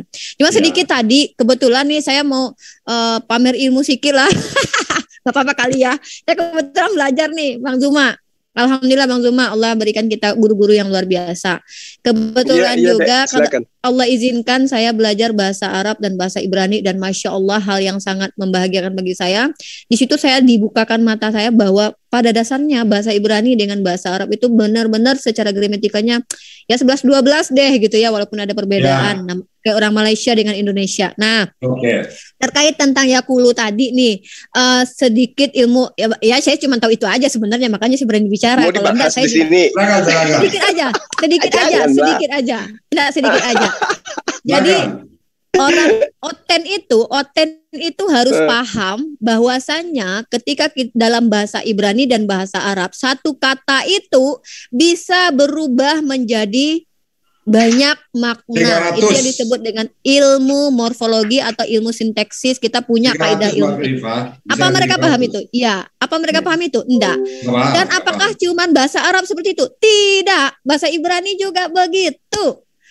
Kalau bahasa Arab mengenal istilah masdar, akar kata. Bahasa Ibrani mengenal istilah sores, akar kata. Dan kalau bahasa Arab mengenal istilah fiil atau wazan, dalam bahasa Ibrani mengenal istilah binyan atau pa'al, binyan pa'al, dan selanjutnya wazan dengan binyan itu kurang lebih hampir sama. Hukum kaidahnya, ketetapannya itu sudah ditentukan. Contoh, kalau laki-laki harus begini perubahannya. Sama, itu yang terjadi juga seperti terjadinya perubahan fi'il mudhari, fi'il madi, present tense, future tense. Itu ada dalam bahasa Ibrani, tapi Edis tahu nggak itu? Adin Rifa. Jadi nggak tahu Edis. Adin Rifa. Kalau yang ditanyakan guru data itu kan yakulu, bilang kan yakulu. Itu akar katanya dari 2 huruf apa 3 huruf? Kalau sejauh sebodoh pengetahuan saya itu memang sulasi mujorat dua ini jadi, setahu saya gitu. Spesial ya. 2 huruf ya. Cuman Siapa itu lagi Bang. Sini. Saya kan nggak tahu. Ini saya cuman yang memahami yang makanya aku bilang hati-hati ada beliau. Ngapain masuk lagi ke situ? Nggak apa-apa, kita dapat marah lagi. Ulama saja berbeda, ulama saja banyak perbedaan. Nggak, bukan gini. Ulama saja banyak perbedaan. Kan saya bilang sebodoh pengetahuan saya taunya itu. Saya kan lagi proses belajar juga Bang Zuma. Baru aja bab pertama masuk. Bang Zuma kan tahu. Jadi kalau ada yang ketika perbedaan dengan Ustadz Rizal, ya boleh enggak. Maksudnya kalau ada perbedaan saya dengan Ustadz Rizal itu pasti karena kefakiran saya. Pasti. Ya, nggak ada beda. Gitu. Jadi kalau saya tahunya itu. Asal jangan dibilangin nenek mukibir aja sih. Sulasi mujorat. Tunggu, sulasi mujorat berarti itu 3 akar kata. Kalau sulasi mujorat. Tapi gini, bahasa Arab. Sulasi kan 3. Itu aja dulu. 1, bahasa Arab berbeda dengan bahasa Quran. Bahasa Arab itu bahasa Arab yang sekarang ya, yang tahu. Yang bahasa Quran itu bahasa tinggi. Banyak peserta saya, ada peserta saya orang Arab. Pak Rizal ada yang tinggal di Arab 7 tahun, orang Indonesia, pasti bahasa Arab. Tapi begitu Quran belang bentong. Tentu. Berarti bahasa Quran tidak sama dengan bahasa Arab. Dan banyak juga di Arab orang nggak paham Quran. Nah, saya sendiri juga nggak bisa bahasa Arab. Tapi kalau Quran, ayo mari kita diskusi. Jadi bahasa Arab. Apaan? Rizal apaan? Ustadz, Pak Juma mungkin kita tutup dulu acara kita, baru kita ke Ramatan. Mohon diperhatikan ya, biar kita lebih enak. Masih live ini ya. Dulu mungkin. Halo, aku live di tempat Bang Juma. Halo, aku mau pansos sama Halo, Pak Juma, kita pamit. Bang Budangon, karena saya juga baik Gunda, makasih banyak waktunya Gunda. Oke, nanti kalau Bang dulu nanti dilanjut lagi gitu maksud saya. Kita lanjut di Zoom saya, Bang. Gimana? Insya Allah Gurunda, nanti kita tandang ya berdua ya. Ya oke. Sekarang ini kan sekedar silaturahmi dulu lah. Iya sih. Belum ada konsekuensi hukum sama sekali, belum ada. Hanya kangen sama Bu Ripa aja, kangen sama Bang Daangon aja, kangen sama Bang itu aja dulu. Karena saya mungkin agak sibuk juga di grup saya, di tempat Zoom saya yang banyak sekarang pesertanya. Dan informasi bagi teman-teman yang memahami gramatika Quran, silakan masuk ke Zoom kami. Yang saat ini sangat luar biasa, banyak peserta dari dunia kesehatan. Dari para, mungkin saya katakan bukan profesor-profesor sekarang masuk ke kita, dan mereka betah di situ. Karena mereka ingin menggali Al-Quran dari sisi kesehatan. Insya Allah banyak sekarang. Silakan. Baik. Oke, terima kasih Bang Dangon dan teman-teman. Kamu pamit dulu. Ya, Bang Joma, salam kangen sama Bang Joma. Baik. Andaikan Sehat, ini sehat, darat, saya mungkin dulu Abang Ram. Nanti karena darat ya mungkin ya sampai sini aja ya. Baik, baik. Bang Juma. Baik, mungkin kembali Uti Sipana untuk silakan untuk Hai Juma mungkin menutup atau gimana, silakan. Atau Kang Ores mau silakan. Baik. Pelannya jadi Bang Juma bagaimana ditutup aja langsung Bang Juma closing statement-nya. Ya, ditutup aja Ukti. Udah tutup aja. Ya, satu pengantar penutup boleh dari saya. Untuk closing ya, closing dulu, closing bagus kan. Silakan. Baik, terima kasih. Jadi sahabat-sahabat sekalian, dimanapun antum berada, bahwa apa yang kemudian terjadi hari ini, saya hadir dan kemudian ada edisi Dabutar, itu karena dia mau membongkar Al-Quran, tetapi pada poinnya ternyata tidak bisa memberikan apa-apa. Seperti dulu, zaman FB, zaman WA, kemudian di Zoom juga ternyata kemampuannya hanya segitu-gitu aja. Tapi kalau kita kembali mengkaji tentang kitab mereka dengan metode yang digunakan terhadap kitab kita, hancur, lebur. Intinya, apa yang dipertontonkan oleh edisi Dabutar itu justru menjelaskan apa yang kemudian Al-Quran terangkan. Wadda katsirun min ahlil kitabi law yaruddunakum min ba'di imanikum kuffara. Jadi dia hanya ingin kita ini kembali ya, orang-orang yang beriman itu menjadi kafir ya, karena mereka dengki dan iri hati terhadap kebenaran Al-Quran. Mereka mau, orang ini mau kemudian kita itu meninggalkan Al-Quran dengan cara apapun dia lakukan, termasuk dengan cara yang kita saksikan bersama. Kemudian terkait dengan tiba-tiba munculnya ada sosok penanya yang tadinya kupikir Muslim ya, yang membawa-bawa nama Muhammad, siapa tadi itu, bertanya tentang siapa yang menyusun ayat gitu ya, sahabat-sahabat sekalian. Nah, kita menyadari sebagai seorang Muslim bahwa ulama-ulama kita mengajarkan dan meyakini, bahkan secara histori kita belajar, metode penyusunan Al-Quran itu sebenarnya sudah dimulai sejak masa Rasulullah Muhammad SAW itu masih hidup. Jadi beliau yang mulia, selain mengajarkan bacaan, selain memahamkan bacaan, selain memberikan pemahaman ayat-ayat suci Al-Quran, Rasulullah juga mengajarkan bagaimana letak ayat-ayat Al-Quran tersebut nantinya di dalam Al-Quran. Hanya saja para sahabat, pada masa itu, Al-Quranul Karim masih dalam status pewahyuan, belum dibukukan menjadi sebuah buku sebagai kitab seperti yang ada sekarang. Apa sebabnya? Karena Al-Quran itu tidak kemudian diwahyukan sekaligus. Wahyu pada masa itu masih diwahyukan, masih berangsur-angsur diberikan kepada Rasul Muhammad SAW semasa beliau hidup, sehingga apa yang diinginkan kemudian penanya, dia mau supaya ada pembuktian bahwa ayat-ayat itu disusun secara seperti yang ada sekarang yang kita temukan dalam Al-Quran itu pada masa Rasulullah. Jadi salah satu alasan mengapa Al-Quran tidak langsung dibukukan, disusun ayat-ayatnya pada masa itu, karena wahyu masih belum selesai diwahyukan selama Nabi Muhammad SAW masih hidup. Sedangkan jika penulisan Al-Quran langsung dilakukan pada masa itu, ya, maka kitab Al-Quran akan terus mengalami perubahan. Kenapa? Karena adanya ayat atau wahyu yang baru kemudian diwahyukan. Karena itulah kemudian proses pembukuan ayat-ayat dalam Al-Quran itu tidak dilakukan pada masa Rasul Muhammad SAW. Akan tetapi, poinnya tolong dicatat, akan tetapi ada beberapa sahabat yang memang sudah ditugaskan secara spesial khusus untuk mencatat setiap ayat dan wahyu yang diturunkan.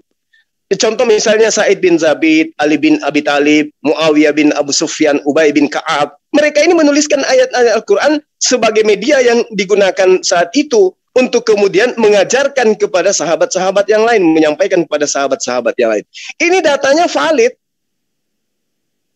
valid. Jadi ketika ada yang bertanya, siapa yang menyusun? Rasulullah sendiri yang menyusunnya. Namun belum dibukukan pada masa itu. Kenapa? Karena masih dalam proses pewahyuan.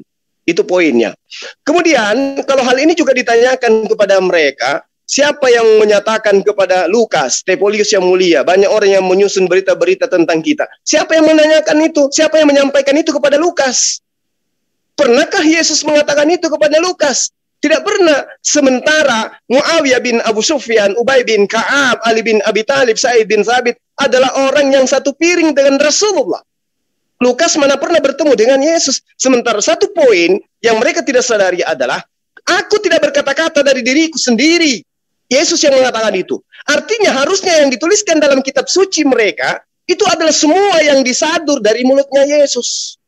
Nah pertanyaannya, apakah Lukas pernah bertemu dengan Yesus? Nggak pernah. Berarti apa yang dituliskan Lukas bukan dari firman yang diterima oleh Yesus. Yang Yesus katakan, segala firman yang engkau berikan kepadaku telah aku sampaikan kepada mereka. Kapan Yesus menyampaikan ini kepada Lukas? Nggak pernah. Lalu kemudian di dalam surah As-Zukhruf tadi ya, yang diterangkan kemudian, siapa yang menciptakan gunung? Allah. Siapa yang menciptakan laut? Allah. Tapi di situ dikatakan subulan. Allah menjadikan jalan-jalan katanya. Kapan Allah itu turun ke bumi membuat jalan? Subhanallah. Ketika Allah menerangkan alladzi ja'ala lakumul ardh mahdaw wa ja'ala lakum fiha subulan la'allakum tahtadun, bagi kita yang memahami Quran sangat mengetahui bahwa Allah menjadikan bumi sebagai tempat menetap bagi manusia, dan dia juga yang menjadikan jalan-jalan di atas bumi untuk agar manusia itu mendapatkan petunjuk. Nah ini mau dimaknai kemudian jalan ini adalah jalan raya boleh, mau dimaknai sebagai jalan yang diberikan kepada para nabi untuk kemudian ditunjukkan kepada kaumnya juga boleh. Apa yang bertentangan? Allah memang yang menciptakan semuanya. Beliau Allah yang kemudian menghamparkan dunia, menghamparkan bumi, menghamparkan alam semesta ini. Beliau juga yang memberikan inisiatif akal kepada manusia agar manusia kemudian berkarya, agar manusia kemudian menciptakan tol, menciptakan jalan raya. Artinya apa yang ada di dalam Al-Quran, allati ja'ala lakumul arda mahdan wa ja'ala lakum fiha subulan la'allakum tahtadun, tidak ada yang bertentangan. Berarti Allah yang menciptakan jalan. Ya betul. Nah sekarang pertanyaannya, di mana Allah turun mengambil skop, mengambil semen? Enggak seperti itu dalam kajian Quran. Nah karena itu kemudian sangat disayangkan si Friends tadi itu, ya tiba-tiba dia keluar setelah kita ingin dialog dengan dia. Mudah-mudahan ada teman yang bisa menghubungi beliau, kita hadirkan beliau untuk kita tanya jawab tentang apapun yang terkait dengan agama. Karena saya rasa beliau ini murtadin. Saya kira begitu dari saya, para sahabat-sahabat.